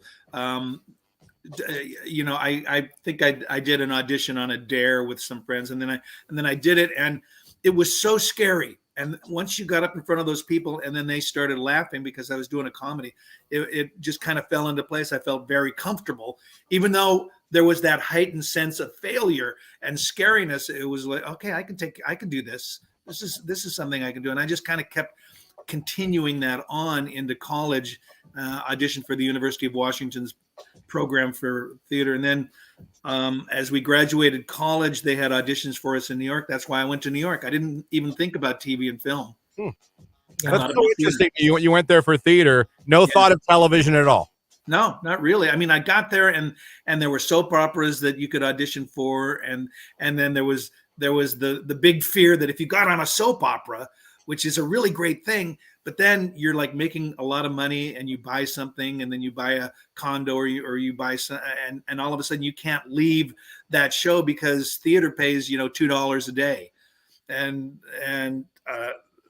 all those things as a young actor go through your head, should I do commercials? Should I do this? But I just kind of followed whatever happened and said yes. That was the big thing about early in the career, is saying yes to everything. So take us through how getting the spot on Home Improvement happened. Take us through that process of how you landed that role. No, I don't think we have the time. All right. Cliff Notes version. I met the producers in Indiana, in New Harmony, Indiana. And I took that job. Like I said yes to this job, which was like $100 a week stipend for 2 weeks. And I met who eventually became the producers, the three guys, Matt Damon and Carmen, David and Carmen. They had just come off the first season of Roseanne, and it wasn't for like 4 or 5 years later that Home Improvement happened. Awesome. Well, let's get into how people can come and see you. Hartville. I'm right here in Hartville. You are one of my all-time favorite places. I just want you to know this. Like, this is Hartville Marketplace. Do you go to the I live and all that? Oh, everyone yes. does. Everyone does. I live. They have a show on the web. Yeah. No, this is you are 5 minutes from my house. Like, I am there all of the time. We go to the flea markets to get our fresh produce in the summer months. Oh my gosh, yes. The indoor marketplace, you've got to try pepperoni roll. They better give you tell Seth and Kirk. Have the pepperoni roll. Oh my goodness, like no other. I'm serious. And let's talk about Hartville Hardware. I mean, I could spend hours in there going through the aisles, and the new house, the inside house that they just built, the new version of it. Yeah. It's incredible. Have you been before? Or is this your first time? No, this is my first time. Oh, really just be prepared. Yeah. Be prepared. I hope you can take stuff back. Like, you're going to have it shipped home. I just want you, I'm warning you. Really? Yeah. I'm looking at some backhoes. Oh, you're definitely going to need that shit. I don't know if that's going to fit in your overhead. Yeah, I don't know. Yeah, probably not. But we can come and see you this weekend. So tell us a little bit about what you're going to be doing there. Well, I'm going to be there all day long. I'm going to be at the hardware today, and then tomorrow I'm over at the marketplace. But it's a 5 iron away. It's 180 yards away from each other. Yeah, it is. Absolutely. I love how you had to fit in a golf pun because I know you're an avid golfer. Avid golfer. It's too bad it's raining, and maybe you could have played Firestone or something, but I think you have before. Oh, I played Firestone a few times. I even did that Tiger Woods shot where he hit it over the green into the clubhouse. Yeah. Nice. I was so pumped up. I was like 165, 70 yards out. I hit my 7-iron over the green. I was so pumped up. Yeah. Well, we encourage all of our listeners to come and see you this weekend at Hartville Hardware and Hartville Marketplace. Today, you're at the Hardware, correct? Right. Okay. You're at the Hardware today and the Marketplace tomorrow. People can visit on social media. You can go to the Hartville Marketplace or Hartville Hardware, and there's extra details as far as when those timeframes go. But there's also tickets on sale for a meet and greet with you as well. If people are interested in doing that with a little private Q&A session, they get a picture, an autograph, things like that, correct? What? What? Whoops. Meet and greet with me? Yes. Sign me up. Yeah. Really awesome. Richard Karn, so thank you so much for the time. Thank you for being a show that me and my family could sit around in our living room and watch growing up, because those don't exist anymore. And that's true. Yeah, I know. Made my whole family laugh together. Well, you know what you said earlier about, did it ever hit you? It wasn't until years later when people would come up and just the refrain kept coming up that I watched this with my grandmother. I watched this with my mom and dad. I realized it's not about me anymore. It's about their memories of watching the show and just the warmth that brings back in their minds. Absolutely. Makes me think of my dad and watching the show with him and hearing him laugh at you guys. And I even had my dad on the show, and he's not an actor, but they put him in the background and things like that. Actually, they asked him for advice because he was a builder, he was a contractor, and we were doing the thing. And Bob Vila was on the show, and my dad's sitting up in the audience watching rehearsal. And they asked, Mr. Wilson, well, they called him Mr. Karn, but Wilson is his last name. It's my last name too. And he goes, what would you call this? And it was like a joist that would hold up a door as you're putting it in. And my dad went, well, we called it a cripple. And they go, oh, well, we can't say that. And right. Well, that's what we call it, but we can't say that on the air. So I think we'll just call it a joist. Yeah. Richard, thank you so much for the you. time. Have a great time in Hartville this weekend, and good luck at everything you're doing in the future. And just thanks for the time. We appreciate it. It was a great chat this morning. You're welcome. We'll see you, hopefully. Absolutely. Yes, hopefully. Richard Karn, Al Borland from Home Improvement joining us here this morning on the show. Hope you guys enjoyed that as much as we did, because that was really cool. And I mean that when I say it takes me back to my family, my brother, my sister, my mom, my dad sitting in our living room, my dad in his chair, some of us on the couch, some of us on the floor, every night on ABC. I think it was Wednesdays, if I'm correct. And we would sit and watch Home Improvement, and we all laughed. We all enjoyed it. Oh my gosh, I loved it. It ran from 1991 through 1999, and that was like my years from late elementary school through when I graduated in 1999. So like I was obsessed with the show. At that time, it was because of JTT. If you know, you know. My Teen Bop magazine covers inside of all of the girls' lockers because Jonathan Taylor Thomas was so cute. He played Randy on the show.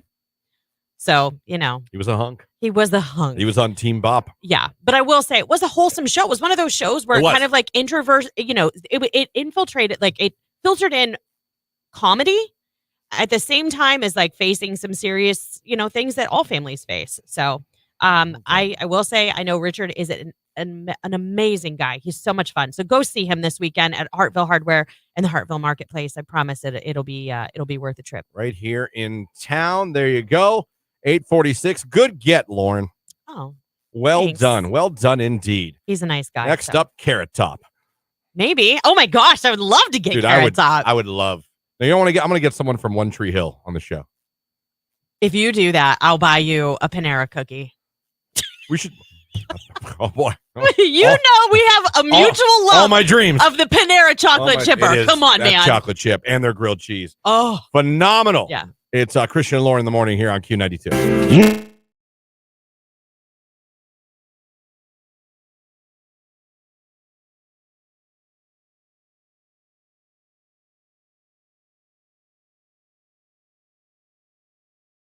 Listen to this. So Evan, right? I mean, he used to work here. He's also my nephew.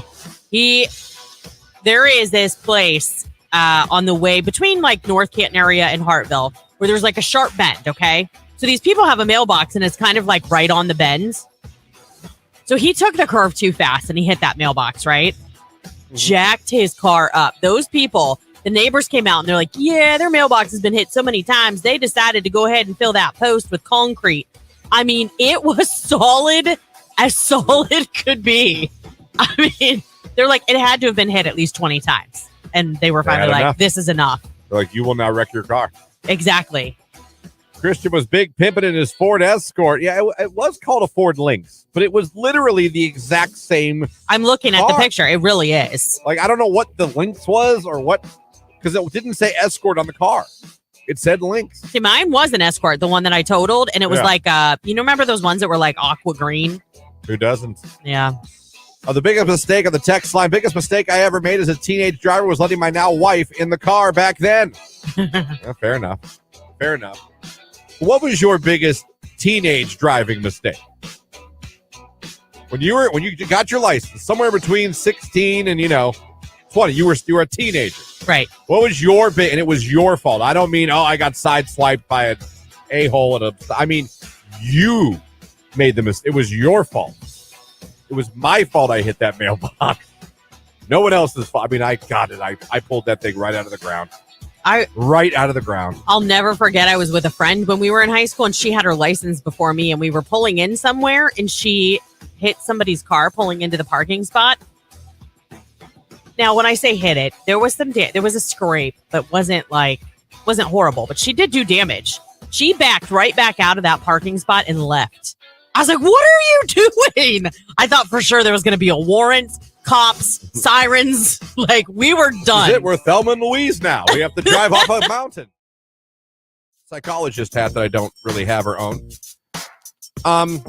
Some people, and it's sad, only feel validated or feel worth if they're with someone. And they're willing to be with someone they don't truly love just to feel that validation. I agree. Just to feel like, for some reason, they feel their worth is determined by someone wanting them. Right. And I hate that for those people, because no one determines your worth value. or your happiness. Yep. You do. Right. Someone should share that with you or enhance that with you together the same way you enhance him. It should not be, I'm only cool, I'm only a good person if I'm with someone.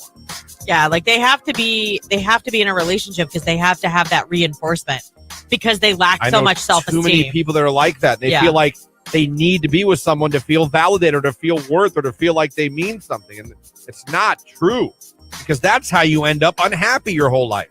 Right. That's how you end up sitting there one day in the house being like, I am miserable. I don't love this guy, or I don't love this girl.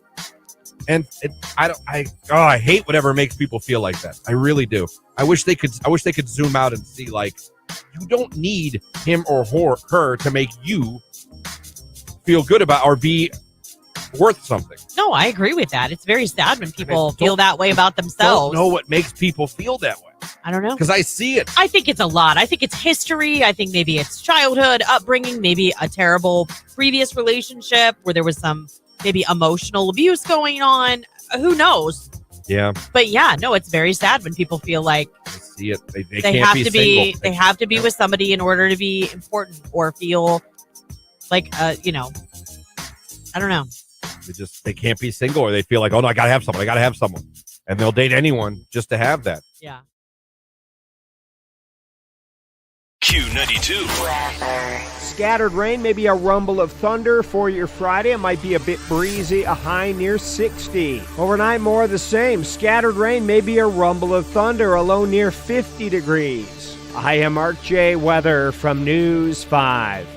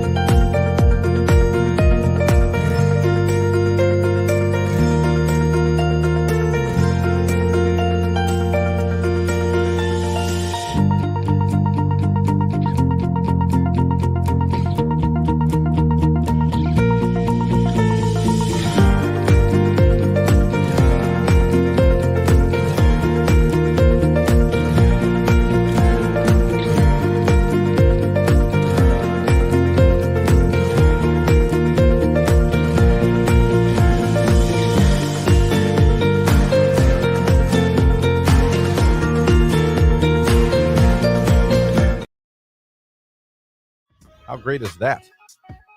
I could go for some breakfast food right now. Same. Bacon, eggs, toast, and pancakes with a glass of orange juice. Scrambled eggs with some fresh pico de gallo and some avocado. Pico de gallo. Get over yourself. Oh, I love pico. Pico de gallo. That's probably one of my favorite things ever. I don't even know what that is. It's so versatile. Christian, you know what pico is. No, I don't. It's chopped up. It's basically like a salsa, but it's like a fresh salsa. So it's garlic, onion, tomatoes, cilantro, some jalapeno, and you toss it with the olive oil and some salt and some cumin. So good. Just awful. No, you can eat it on chippies. You can have it on your eggies. And it would be gross either way. You might as well pee on your plate. Oh, stop. That is awful. I could give you maybe for chips, but for breakfast? Oh, gosh. It's so... Haven't you ever had salsa? I don't like salsa. Of course you don't.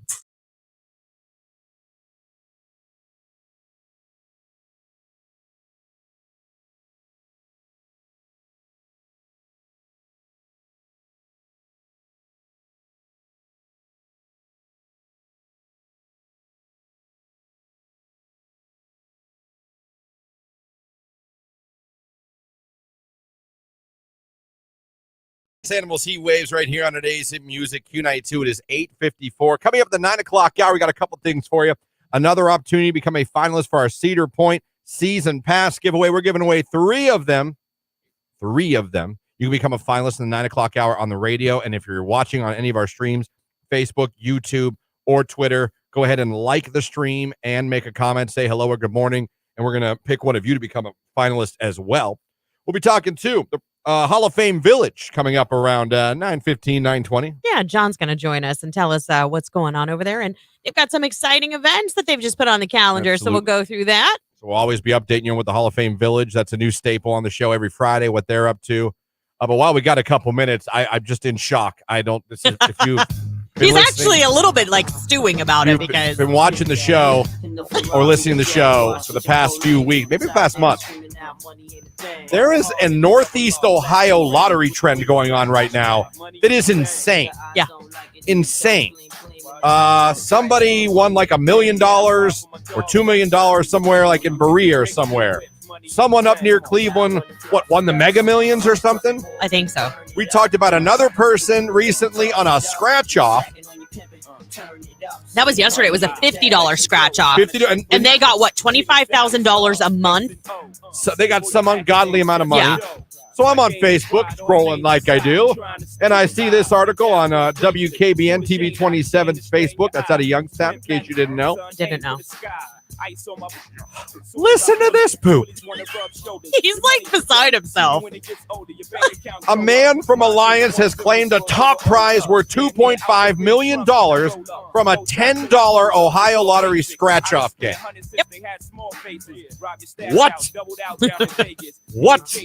I mean, maybe you should be stopping out here at Alliance to get. I don't know if his name's in the article, but I feel like I don't want to put his name out there because people be like, "Oh, can I have some money?" Let's use first name.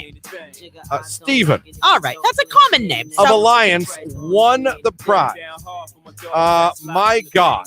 The winning ticket was sold at the Get-Go on Beechwood and State Street. You know, the 1 minute drive from here? Yeah. I know exactly which one. He didn't buy the $50 ticket. No, $10. He bought the $10 ticket. Yeah.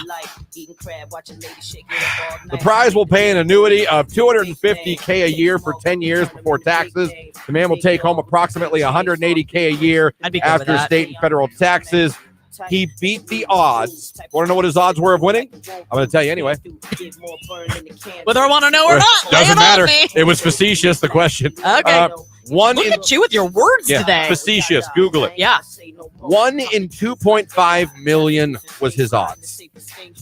That's one lucky man. One lucky Steven. What is happening in Northeast Ohio right now? I don't know, man, but I can promise you this. If I go start buying tickets, it's not going it's not going to work that way for me. I'm buying tickets. I'm spending $10 on scratch off today. You watch, I'll probably win $2. You'll get a ticket. Or 3 tickets. Ooh, that's my luck. You have 3 entries mailed in so you could not be on Cash Explosion. I'm telling you, if you go in Cash Explosion, I'm going. I'm going to be the audience person that has a sign for you. We'll I'm go seriously- Facebook Live so our listeners can join. I'm seriously about to pull like $20 a lot of scratch offs and just go home and just scratch them all. Yeah, and then be disappointed because you're probably not going to win. Probably. It's 8:58. It is a back in the day weekend. This one must have been put in for Lauren. It's New Kids. Yeah. Step by step. It's Q92.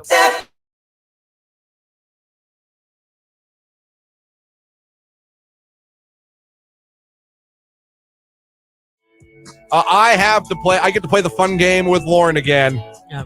Oh, It's my favorite game in the whole wide world. I want to play it now while we have a minute or two.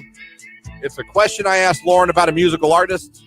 And Lauren does terrible She at does knowing. terrible and oftentimes guesses before I'm even done giving her clues. Hey, I mean, sometimes I get excited because I think I know it. Makes no sense when I'm trying to help her. She's like, Taylor Swift. That's usually the Here's first something I thing can tell you right belt now. out. This has nothing to do with Taylor Swift. Darn it. Okay. I'm ready. And again, maybe one of these days I'm going to pick one that you read already and you know, and you'll just knock it out of the park. Maybe. An artist set the new record for the most singles, not albums, singles, to go diamond. Now, diamond means it was bought or sold, whatever. They sold 10 million copies of that single or whatever, streamed or whatever. I'm not sure how they do it anymore because we don't go buy records like we used to. Right. But 10 million, you have to surpass 10 million to get, so it's beyond platinum. It's diamond. And an artist recently set the record. He now has 8, and it's a he, has 8 of them. And I say again, not albums, singles. It is a core artist of this station. It is a single person. It is not a group, a singing group or a band. It is one man. We play his old stuff. We play his new stuff. The Weeknd. That's not a bad guess. Oh! It's not a bad Okay, guess. hold on. Do I get a second guess? I mean, you can't win now, but I suppose I'll let you guess again. I don't consider that a bad guess. Don't consider that was not a bad guess. Post Malone. Yes, Post Are you Malone. serious? And you watched me. No Yeah. Google. Well, it I was didn't your even second guess. I know, but I feel like I had 2 solid guesses. At least I was in the ballpark. You did. Okay. He has 8 singles Wow. that have gone now diamond. Good for him. That's I feel pretty, like Chemical's on its way. that's pretty impressive. Oh, your Chemical's doing great. Yeah, people love that song is. I like But it. you think back of, he's been here a minute now. Yeah. And you think about how many songs, even his old stuff, that you'll still hear on the radio. People still play. Yeah. But yeah, he has the new mark with 8. I mean, Well some of his Circles went diamond. Better Now, I Fall Apart. That's just some of them. Makes sense. I mean, Sunflower with Sway Lee. Oh, yeah. There's a lot of songs there, but yeah, my man does pretty good with singles. Good for him. He's back out with Chemicals. Yeah, listen for that on Q92 because we're obviously playing that. I do wonder, though, how many of the weekends. Because he's had to have had some. Oh, yeah. You see, but I think somewhere I got to scroll here on TV, live on the show now to see. I think somewhere in this article it did say who else is in that list. Yeah. But now I want to find it real quickly. I no longer can read and comprehend words.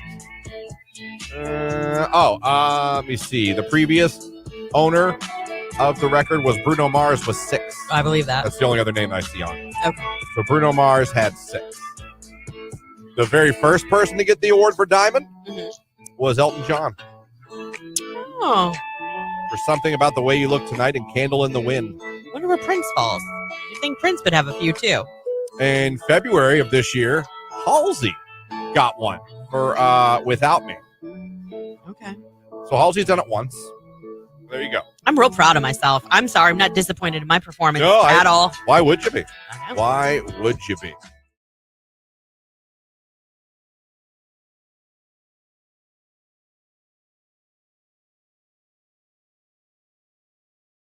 I'm right there with you, Christian, on the text line. There's no holding it when it hits me. I have a roll of toilet paper in my car just in case. I should have wet wipes in my car. Really? Just in case. When we would go on family trips, my dad would always bring toilet paper in the car. He always Where had did it you just go in on case. vacation? Buffalo, New York. Well, it was vacation. My dad would go there for his cancer treatment. I understand that, but there was no rest stops along the way? Yeah, but just in case. Oh.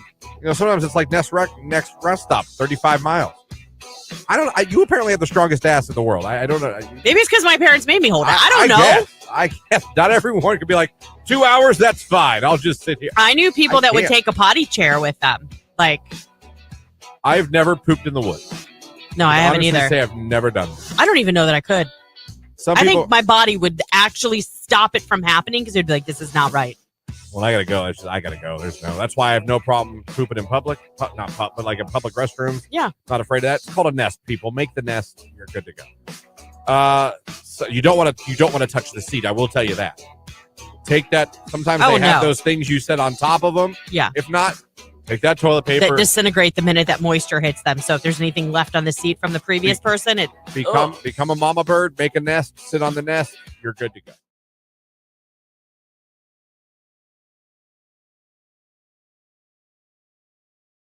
I don't like, one of my rages. I don't like when I'm in a shopping, a supermarket, and you've got your cart dead ass in the middle of the damn lane, oblivious to humans coming on either side of you towards you, and it takes people on me and someone on the other side of you, literally standing there looking at you for to go, oh, excuse me. I get yelled at because I wait for that, and Tony's always like, just say excuse me. Like he'll be like, excuse me. Yeah. And he'll just go right down the aisle. I like to just stare there and just stare at you and just stand there. What bothers me. So you feel my presence. What bothers me in the store is I was just at Mark's a few weeks ago. This lady was so close to the back of me as we're standing in line. I'm like, what, do you want to hug me from behind? I don't know what's going on right now. Why can I hear you breathe? I mean, she was so close to me. It's awesome. I mean, I don't even, like, I'm friendly. You know that. Like, that was way too close for me, even.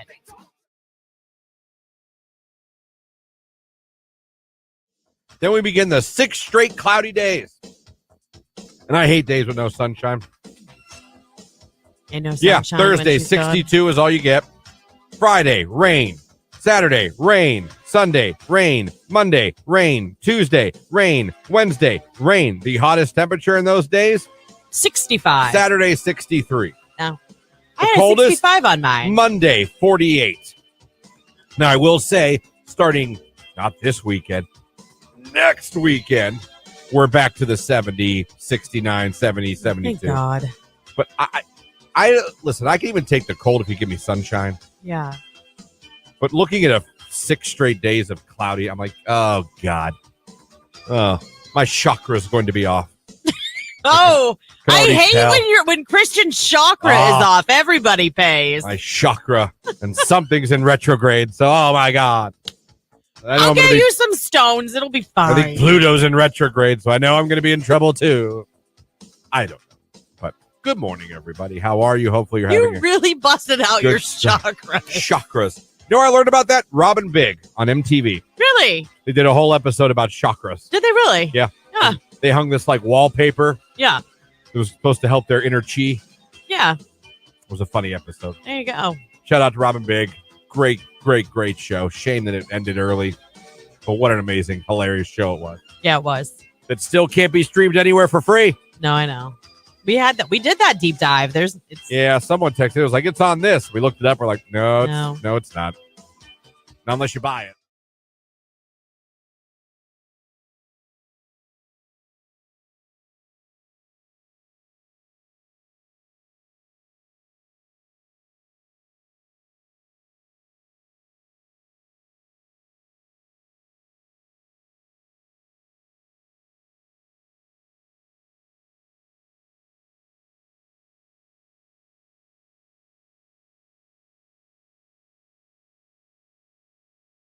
I'm right there with you, Christian, on the text line. There's no holding it when it hits me. I have a roll of toilet paper in my car just in case. I should have wet wipes in my car. Really? Just in case. When we would go on family trips, my dad would always bring toilet paper in the car. Where'd you go on vacation? Buffalo, New York. Well, it was vacation. My dad would go there for his cancer treatment. I understand that, but there was no rest stops along the way? Yeah, but just in case. Oh. Sometimes it's like next rest stop, 35 miles. You apparently have the strongest ass in the world. I don't know. Maybe it's because my parents made me hold it. I don't know. I guess not everyone could be like 2 hours. That's fine. I'll just sit here. I knew people that would take a potty chair with them. Like, I've never pooped in the woods. No, I haven't either. Say I've never done this. I don't even know that I could. I think my body would actually stop it from happening because it'd be like, this is not right.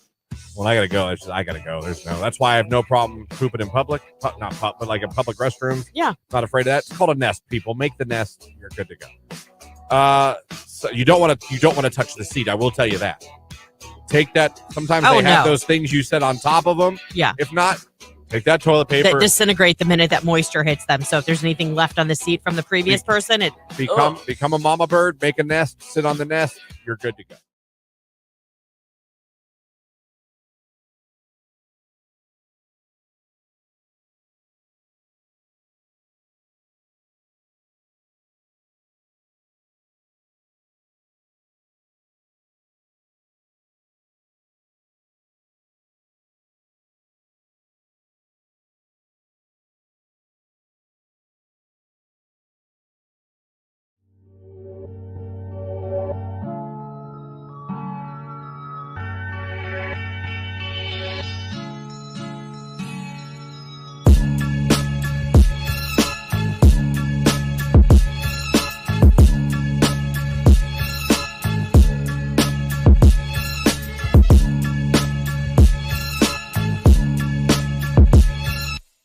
Music Q92. Good morning, everybody.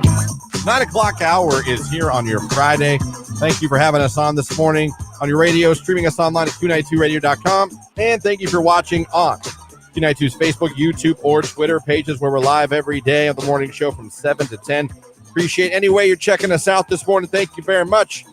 Here in the 9 o'clock hour, let me first remind you that it is, in fact, a Q92 Back in the Day weekend where you can request your favorite throwbacks from the 90s and 2K while enjoying today's biggest hits. And it's all powered this weekend by our friends at Sardis, celebrating 25 years of service to the Stark County community, and Deflecto, now hiring all positions with a sign-on bonus. So call us, text us, let us know what you want to hear.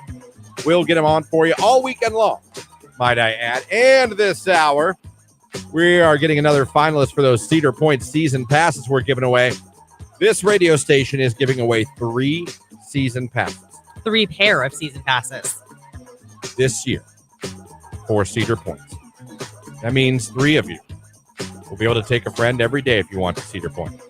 That's a lot of gas, but still, if you want to do it, you can do it. So we're giving away 3 passes. 3 season passes. And you can win them, but you got to become a finalist. We got a chance for you this hour. Not only on the radio, but if you're watching on any of our video streams, just like the stream and put a comment in. Could be good morning, whatever. Just type something. I liked it yesterday. Everybody started putting in roller coaster emojis. That was fun. Yeah, it was fun. It was a great time for all. You have no words for today? No code words for the Facebook live stream? Well, you yelled at me when I do them. Yeah, but just because they were like 4-year-old words. Like poopy? Right. Fun word. What can I use for a word today? Type in pterodactyl, and you have to spell it correctly. Pterodactyl, and must spell it correctly, or you cannot win. You should have done iridocyclitis. That's a tough one to spell, too. Can you spell pterodactyl? Isn't it like P-T-E-R-E-D-A-C-T-Y-L? I'm not lying. I did not hear the first part of what you said at all. P-T. Yes. E-R-E-D-A-C-T-Y-A-L. Or Y-L, I mean. Dang it. You didn't win. I was close, though. I had to have been in Off the neighborhood. by 1 letter. It was the E. It was an A, not an E, wasn't it? Off by 2 letters. Dang it. But you only had 1 letter you messed up. Other than that, some people wouldn't even know about the P. Oh, yeah, I did know about the P. Sometimes I have to write it and not just like I'd be bad at a spelling bee. People are actually typing pterodactyl, just so you know. Are they spelling it correctly is the question. Well, you tell me. How do you spell it? And only because I have it in front of me. I'm not going to pretend. It's an O, I bet. P-T-E-R-O-D-A-C-T-Y-L. Nice job. Well done, Melissa. Alyssa is on point. And Amber, she got it right. And they both remembered the P. MJ fan, well done. Always remember the P, everybody. Yeah. Always remember the P. Don't forget about the P. How could I? Anyway, also coming up here in a little bit, we'll be talking to our friends at the Hall of Fame Village. Yeah. We chat with them every Friday now, so that's coming up as well. Keep listening for that. We're going to find out what they're up to. It's all coming up this hour on Q92. Hit me with The biggest songs from the biggest artists. Today's hit music, Q92.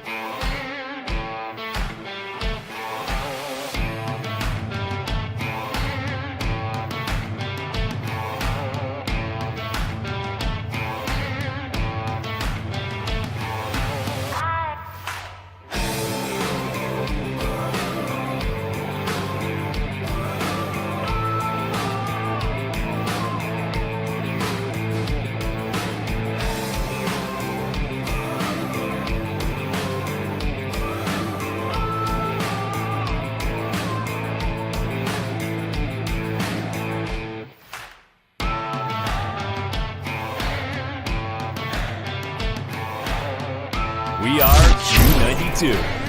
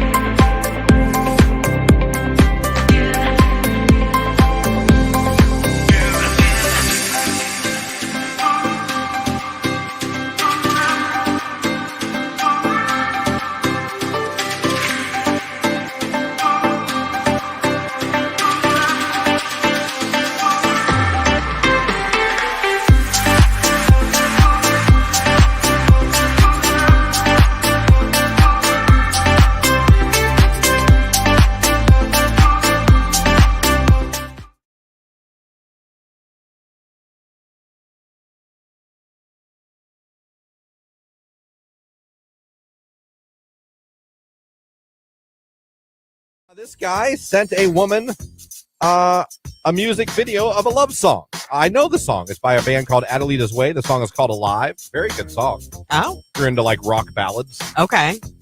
Sent that. Under that wrote, wish you would give me a chance.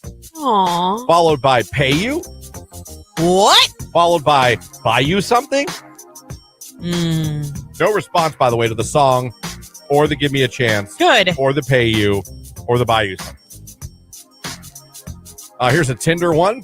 I mean, I know we're not above bribery. Like, oh, no, we bribe. We bribe all the time. We own it, though. But that, isn't that like solicitation once the money enters the situation? Well, but you're not asking for sexual favors. Yet. You're asking for a chance at sexual favors. I'll give you a chance. How much you got? $250. All right. Q92. Scattered rain, maybe a rumble of thunder for your Friday. It might be a bit breezy, a high near 60. Overnight, more of the same. Scattered rain, maybe a rumble of thunder, a low near 50 degrees. I am Mark J. Weather from News 5.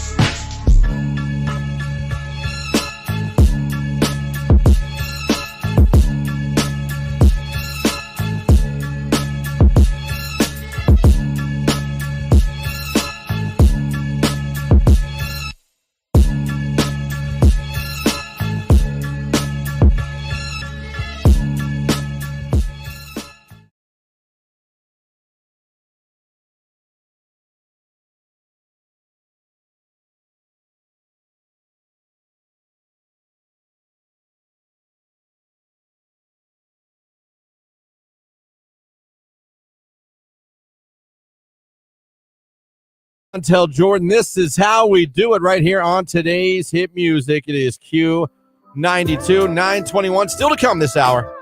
Cedar Point season passes we're giving away. We're getting a finalist both on the radio and those watching along on Facebook, YouTube, and on Twitter. So if you're listening, wait for the cue to call. If you're watching, like the stream and go ahead and put a comment in there. Pterodactyl is the word of the day. Must be spelled correctly for you to be entered to win. As we have that coming up for, we get a finalist both for those watching and for those listening. So, again, next Thursday, we're hooking up 3 listeners with season passes to Cedar Point. Season's about, we're less than 10 days away from Cedar Point opening. Correct. Less than 10 days away. So that is coming up. Be listening for that. Like I said, back in the day weekend, keep texting and calling in those requests. But right now, new staple of the show we started last week. Yeah. We are talking every Friday in the 9 o'clock hour with our friends at the Hall of Fame Village, and John Rozak is joining us yet again here this morning to talk about the Hall of Fame Village. So we're going to do that right now. So good morning, John Rozak. How are we doing today? Great. Yeah, it's a rainy Friday morning. It's a bummer. It's always a weekend. It's raining here. I know. We have a couple good days this week, and now just in time for the weekend, it's rained forever. Listen, apparently. like another week. Like we got to get through next week, and then it seems like it's going to start like acting like spring in Ohio. So like more consistently. So. Yeah. It's hard to keep the kids in house on the weekends. I'll tell you that much. I know. I'm sure it is. I'm sure it is. So let's get into everything. But before we look at what's coming up, John, let's talk about this past weekend. You know, you guys very busy. The Home and Garden Show and the USFL kicking off in Canton yesterday, this past weekend. Let's talk about how great those events, both of them, were. Yeah, it was pretty amazing. You know, the weather, unfortunately, it wasn't cooperating, but people came out. I think we had over 10,000 people at the Home and Garden Show over the 2 days. Wow. Just a lot of activity. We had a youth soccer tournament going on out in the Forever Lawn Sports Complex all weekend. Those people were braving the hail we had on Saturday. Then the USFL, brought it home on Sunday. The doubleheader and the tailgate. Just a lot of activity going on. People really getting to experience the village, and it's really coming to life. Shula's Build-A-Bear really crushing it the weekend. So, yeah, it's great to see. It's something for the community to enjoy. Yeah, it looked great, man. On television, it looked fantastic. But to see with all the things, the Hall of Fame Village, you guys are growing and growing and growing. But to see when they'd show the B-roll of people walking around and the wheel, the zip line, and just what's great about this, I keep telling everybody, is the fact like you now can come to these games and you can just you can hang out all day. You can make a day of it. Get something to eat at Shula's, ride the wheel, the zip line. There's just Build-A-Bear. There's reasons to just hang out there all day, not just to go to a game and go home. You know what I mean?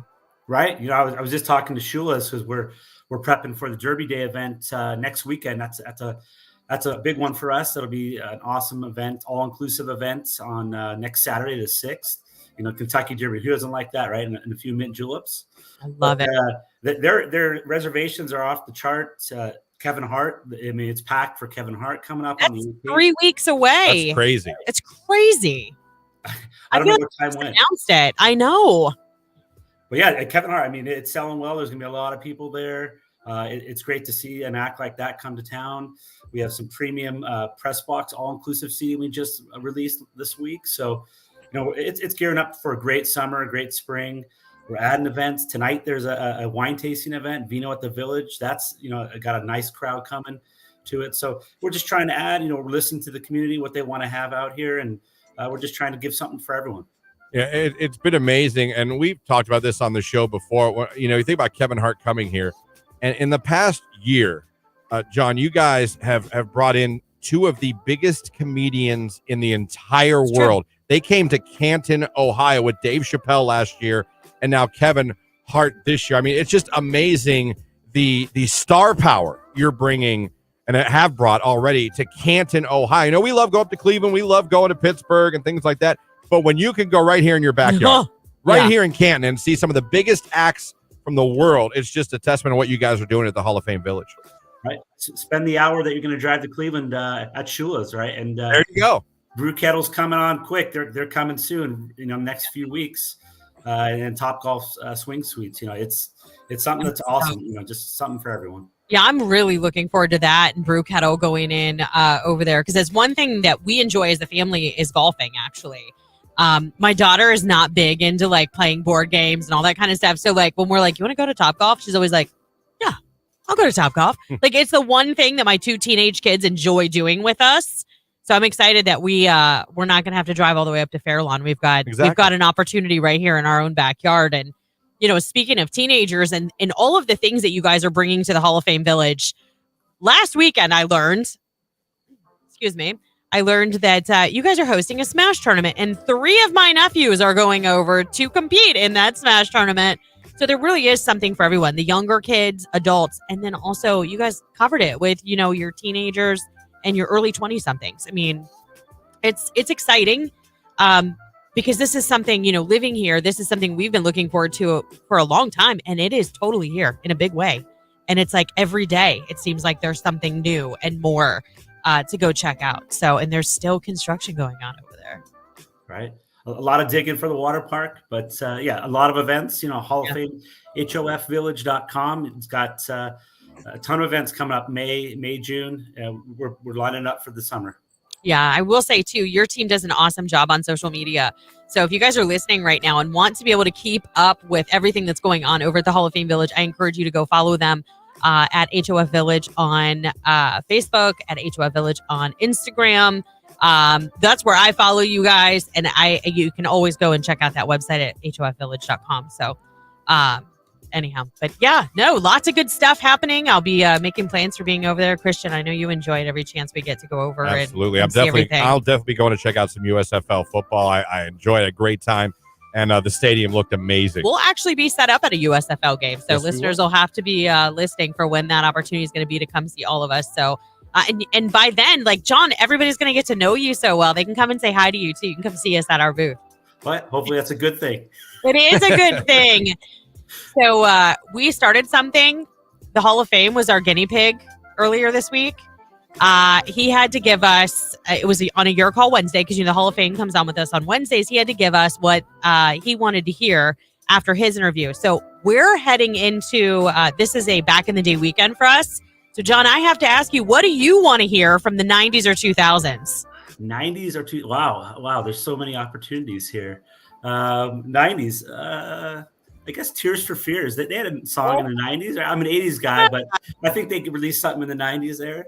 Yeah, we can get that. We can get some tears on for him. Listen, for sure. We got Shout. We got Head Over Heels. Break It Down Again. Sowing the Seeds everybody wants. Let's do Shout, right? It's Friday. We got to shout. Yeah, I like that call. I like that call. John Rozak, Hall of Fame Village, joins us every Friday, updates us on what the Hall of Fame Village has going on. Thank you, John, for the time. We appreciate it. We look forward to talking to you next week. Same. Thanks. Have a great weekend. Thanks, John. You too. John Rozak, Hall of Fame Village, joins us every Friday at this time. And it's a back in the day weekend. He wants to take it back to some Tears for Fears. Here it is, Shout on Q92.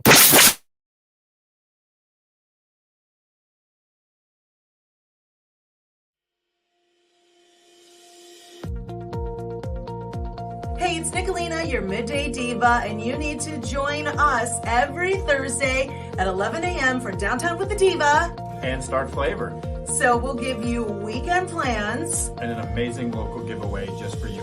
Make sure you join us every single Thursday at 11 a.m. on Q92.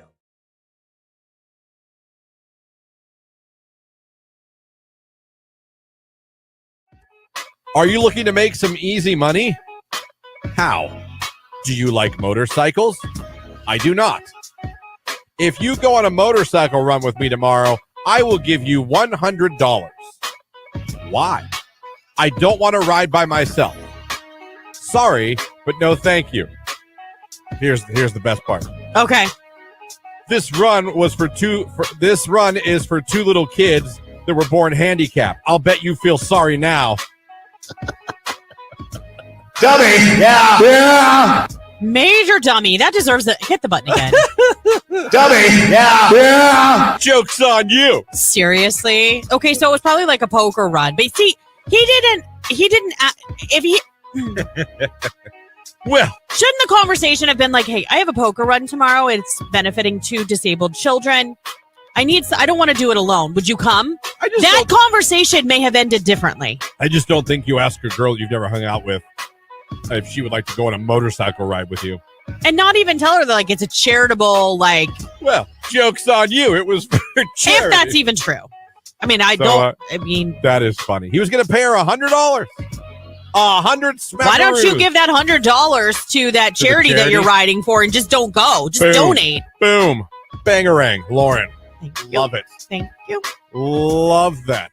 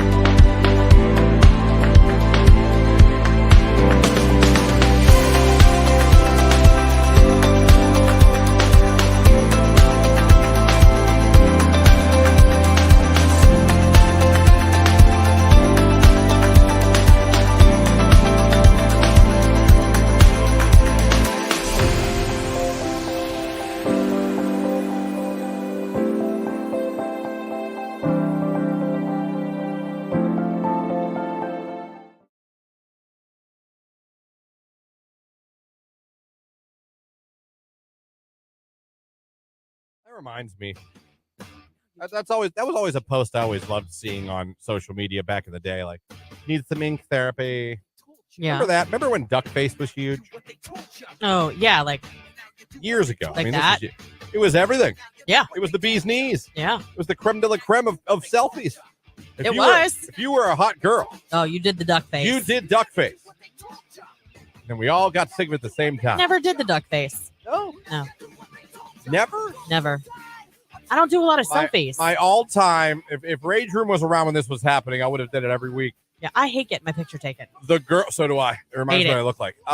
Same. And then, I'm just saying, some people just don't like the way they look in photos. That's us. I could be depressed the rest of the day if I see a picture of myself. I'm like, well, there you go. Depends on how bad the picture is. Forgot how awful I look. All right, Shrek, back to your room. Stop it. But if I was like in the Rage Room, the one that infuriated me most with girls, was the fake sleeping pic they would post. Oh, okay. I'm like, I can see your hand. You're holding the phone. We have a distant family member. The fake sleeping selfie, really? Oh, no. This girl's game's leveled up. This is a distant family member that constantly takes pictures like she's sleeping with her daughter. Like her daughter's younger. You know what I mean? Yeah. But she'll do those cutesy, like her makeup and hair's all done, and she's got her daughter laying on her chest like she's asleep. Somebody took that picture. If you're asleep, somebody took that picture. Who took it? I like the ones where asleep, but you can see their hand holding the camera. And it would be super weird if my husband did it and he's like, I took some pictures of you and our daughter sleeping together. Can you send those to me? What? I had no problem with all the pictures of your foods. I even enjoyed.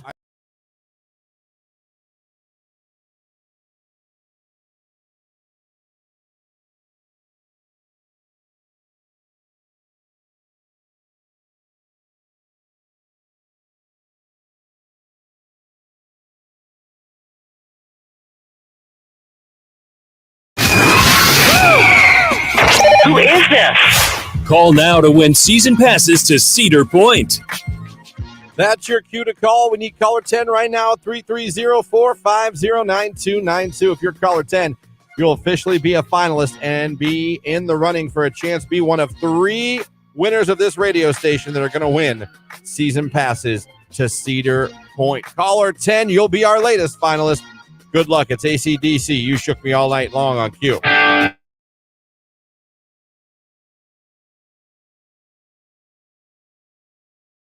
What was the biggest mistake you ever made as a teenage driver? As a teenage driver? Yes. Actually, I was still a teenager when I did this. I went off the road and flipped my car and hit a telephone pole. Okay, well, that's dark. That one wins. Wasn't looking to go that dark. But okay. I mean, teenage. It was your fault. It was your fault. Well, yes and no. My back right tire blew out, and where I was, there was kind of a drop off on the side of the road. So it took me off the side of the road, and I couldn't get back up over it to correct. Fair enough. So I just kept going, and then the pole stopped me. When I was 16, I remember I was going to my buddy's house. I was on the wrong street, and I realized this isn't the right road. What am I doing? So I pulled into someone's driveway and went to back out. I was in a gray Ford Lynx. Look up that car. It looks a lot like the Ford Escort. Okay. But like the 80s, 90s so Ford weird. Escort. I flipped a Ford Escort. But it was called a Lynx. Don't ask me why. Really? Okay. I mean, it looked identical to a Ford Escort from the 90s, late 80s. Gotcha. And I went in the driveway. I was like, okay, let's turn around. Backed out of that person's driveway and totally took their mailbox out of the ground and on the, totally took their mailbox, put it right on the ground. I got out of my car. I looked around. I waited, honest to God, waited for probably a minute and a half for someone, a neighbor to come outside, the owner to come outside, scared poopless, ready to pee myself, thinking I was about to go to jail. Oh, yeah. No one ever came out. No neighbors looking out windows. No one came out. I drove off. Christian. How was I supposed to do? Put up camp? The mailbox probably had their address on it. You could have gone to the door and been like, I'm sorry. I waited as long as my conscience would let me. And then I was like, well, I mean, obviously no one saw it. Your conscience doesn't have patience. Obviously no one saw it. No one made a noise. I drove off.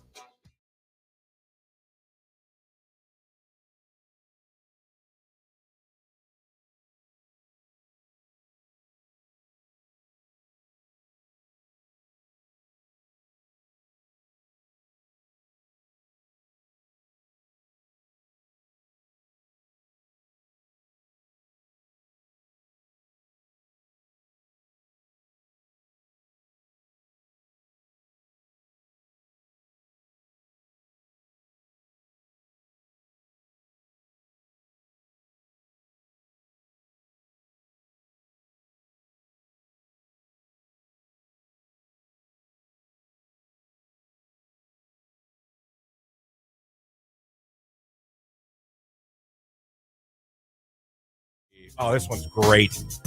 You look familiar. Person writes back, no. Oh, okay, I'm sorry. It's okay. It must just be because you're attractive. LOL.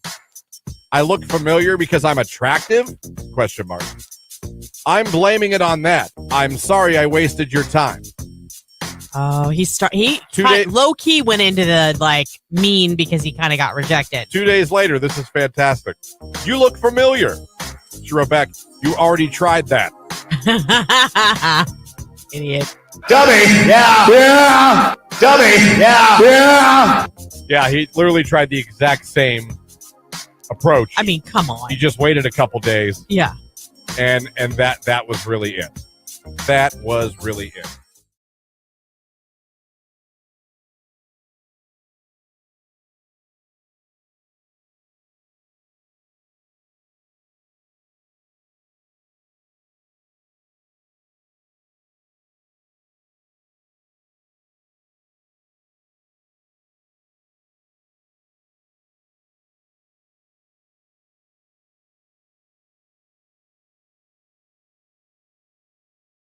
Listen to this. So you know Evan, right? I mean, he used to work here. He's also my nephew. There is this place on the way between North Canton area and Hartville where there's a sharp bend, okay? So these people have a mailbox and it's kind of right on the bend. So he took the curve too fast and he hit that mailbox, right? Jacked his car up. Those people, the neighbors came out and they're like, yeah, their mailbox has been hit so many times. They decided to go ahead and fill that post with concrete. I mean, it was solid as solid could be. I mean, they're like, it had to have been hit at least 20 times. And they were finally like, this is enough. They're like, you will now wreck your car. Exactly. Christian was big pimping in his Ford Escort. Yeah, it was called a Ford Lynx, but it was literally the exact same. I'm looking at the picture. It really is. I don't know what the Lynx was or what, because it didn't say Escort on the car. It said Lynx. See, mine was an Escort, the one that I totaled, and it was remember those ones that were aqua green? Who doesn't? Yeah. The biggest mistake on the text line, biggest mistake I ever made as a teenage driver was letting my now wife in the car back then. Fair enough. Fair enough. What was your biggest teenage driving mistake? When you got your license, somewhere between 16 and 20, you were a teenager. Right. What was your bit? And it was your fault. I don't mean, I got sideswiped by an a-hole. I mean, you made the mistake. It was your fault. It was my fault I hit that mailbox. No one else's fault. I mean, I got it. I pulled that thing right out of the ground. Right out of the ground. I'll never forget. I was with a friend when we were in high school, and she had her license before me, and we were pulling in somewhere, and she hit somebody's car pulling into the parking spot. Now, when I say hit it, there was a scrape, but wasn't horrible. But she did do damage. She backed right back out of that parking spot and left. I was like, "What are you doing?" I thought for sure there was going to be a warrant, cops, sirens. We were done. This is it. We're Thelma and Louise now. We have to drive off a mountain.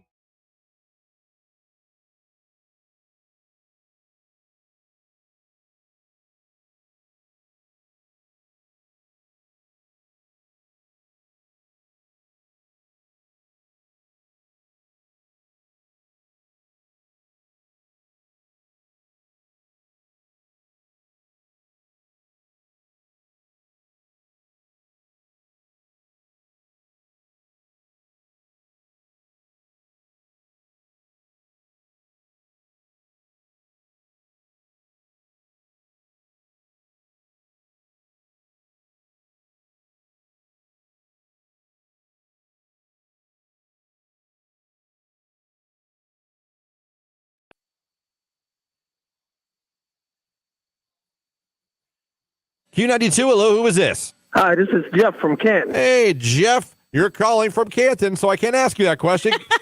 Guess what? You are caller number 10. You're now a finalist. All right. Thank you. You're very welcome. Very, very welcome, Jeff.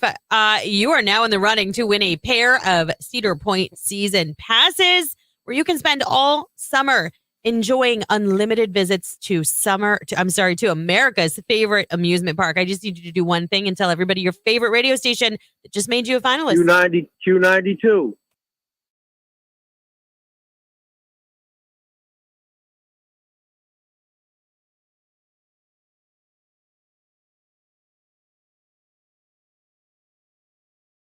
psychologist hat that I don't really have or own. Some people, and it's sad, only feel validated or feel worth if they're with someone. And they're willing to be with someone they don't truly love just to feel that validation. I agree. Just to feel like, for some reason, they feel their worth is determined by someone wanting them.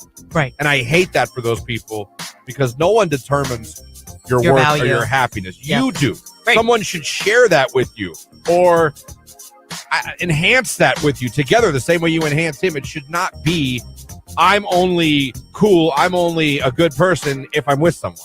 Yeah, like they have to be in a relationship because they have to have that reinforcement because they lack so much self-esteem. Too many people that are like that. They feel like they need to be with someone to feel validated or to feel worth or to feel like they mean something. And it's not true because that's how you end up unhappy your whole life.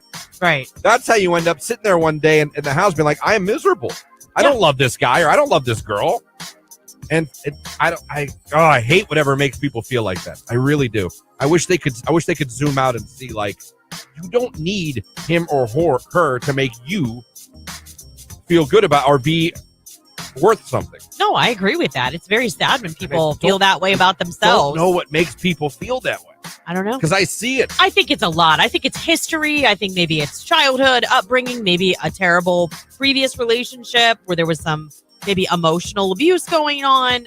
Who knows? Yeah. But yeah, no, it's very sad when people feel like I see it. They they can't have be to be single. they have to be with somebody in order to be important or feel like I don't know. They can't be single or they feel like, oh no, I gotta have someone. And they'll date anyone just to have that. Yeah.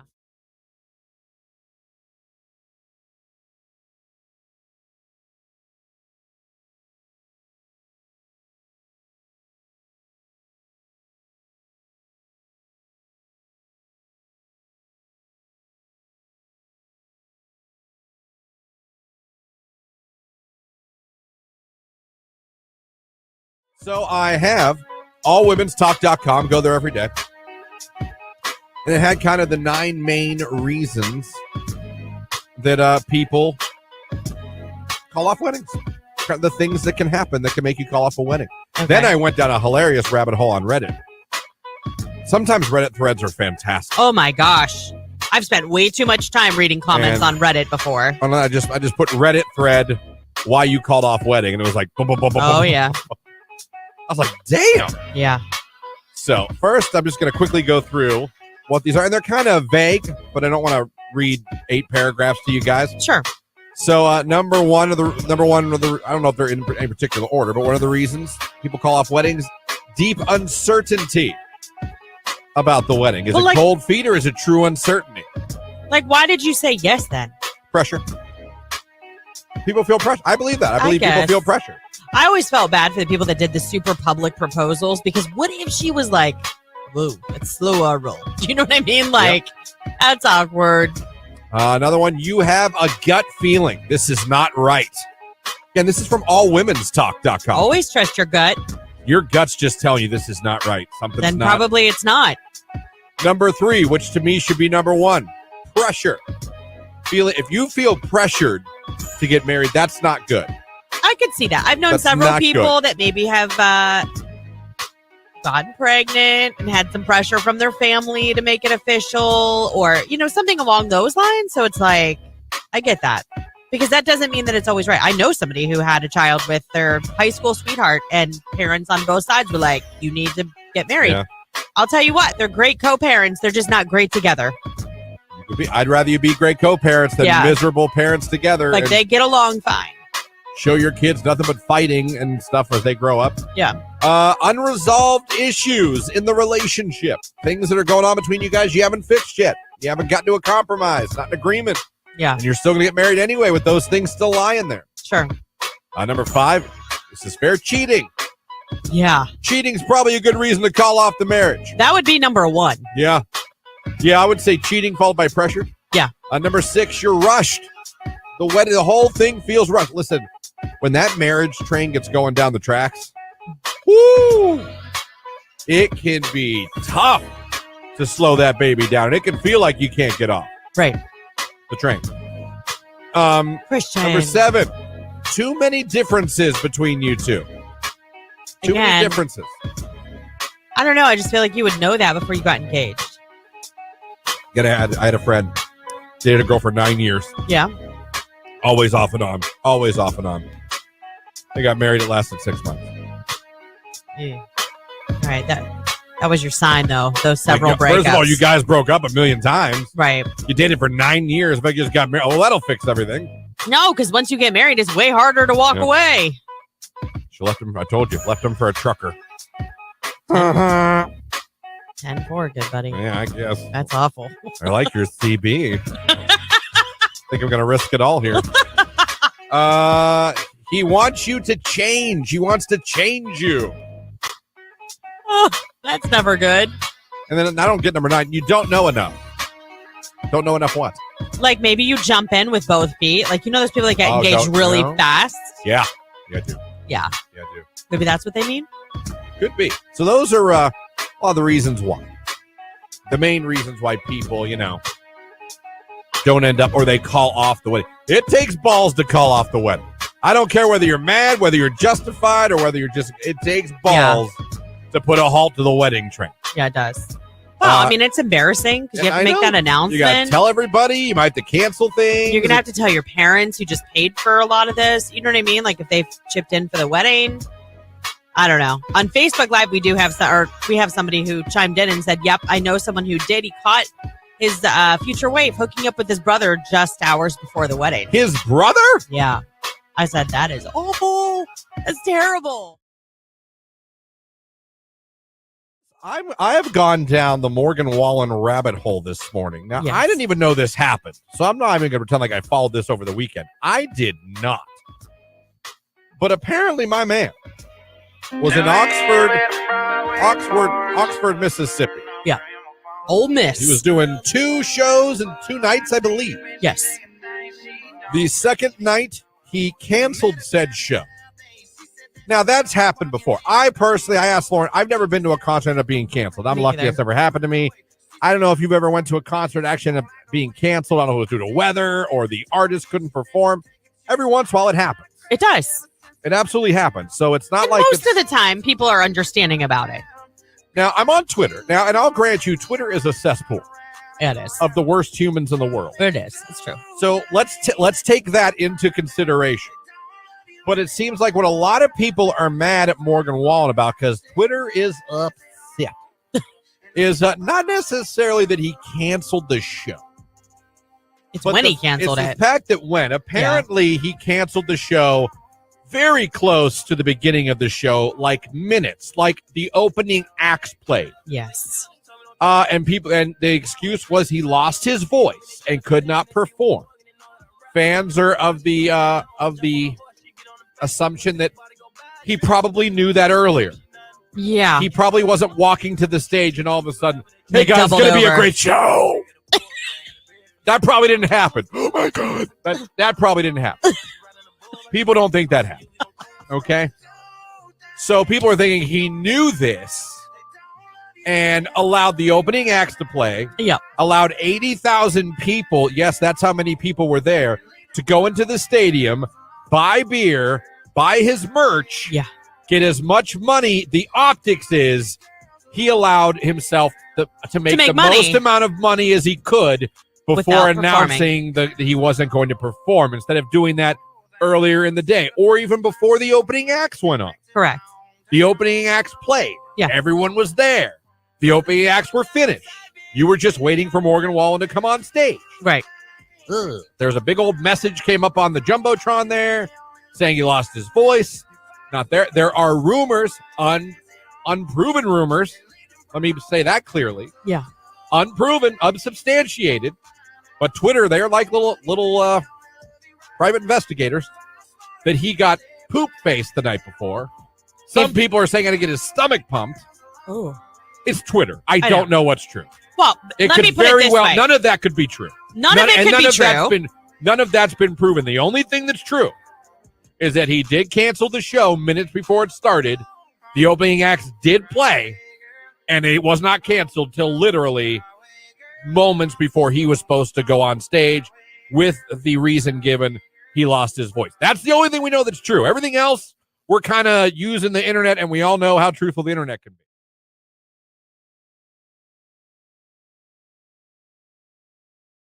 Sarah Larson, Can't Tame Her. Meow, right here on today's hit music, Q92. You can't tame that woman. No. Not even for a minute. Why would you want to? I wouldn't.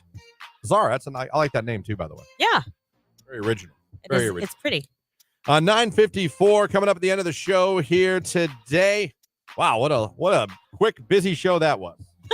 I blinked. I cannot believe the show's over. Good Lord.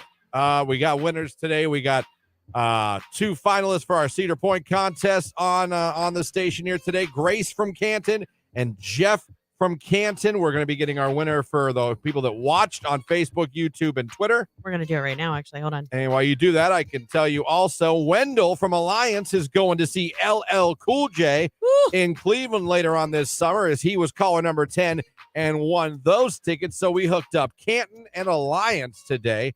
How cool is that? Yeah, we are also, our stream finalist is Alex Petcash. Alex Petcash checked in this morning around 7:53 on the Facebook live feed. So congrats, Alex. Be looking at your inbox when we send you a message here as soon as we end the show, and we'll get your info. Thank you guys for your calls and text messages and your messages on Facebook, YouTube, and Twitter today. Thank you for your requests on a back in the day weekend that continues this entire weekend. Of course, huge thank you to Richard Karn, Al Borland from Home Improvement for joining us in the 8 o'clock hour. And thank you to Kirk Reeves, who was with him as well. And thank you to the Hall of Fame Village, who joined us in the 9 o'clock hour. God, it was so fast. It was really, really fast. Yeah, thank you. A special thank you to our friends over at Hartville Hardware in the Hartville Marketplace for making this morning's interview happen. I know he's got a tight schedule. He's going to be visiting with a whole lot of people over at Hartville Hardware today, Hartville Marketplace and Flea Market tomorrow. You can go over to their social media pages, check out the times. He's there 9 to 5 today at the Hardware. I can tell you that. If you can't make it over today, that's okay. There's 2 other sessions tomorrow. I believe 1 to 3 and 3 to 5. But go over and look at that. Plus, they've got tickets on sale for a private Q&A that's happening tomorrow. So there's some tickets still available. And my goodness, Christian, when I mean that I absolutely love Hartville Hardware, I'm really not kidding. And did you know Duma Meats is coming back to the marketplace? I did not. Oh my gosh. Duma Meats is coming back, and I cannot wait. Their grand opening is going to be coming up very, very soon.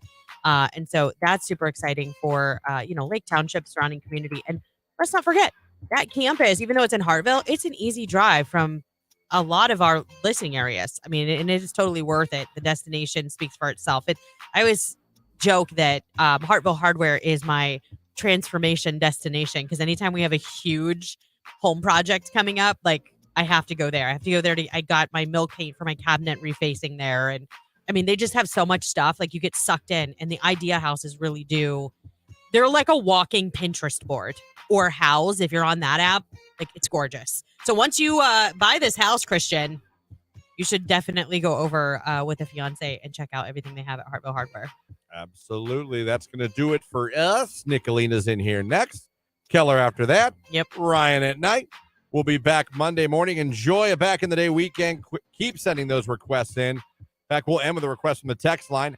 Hi, folks at Q92. I enjoy listening to your guys' music during the workday. Oh, thanks. Can I get Carrie Underwood's Before He Cheats for a back in the day weekend? I believe you can. I believe you can. Catch you guys Monday. Have a great day. Diva's in here next. It's Carrie Underwood Before He Cheats on Q92.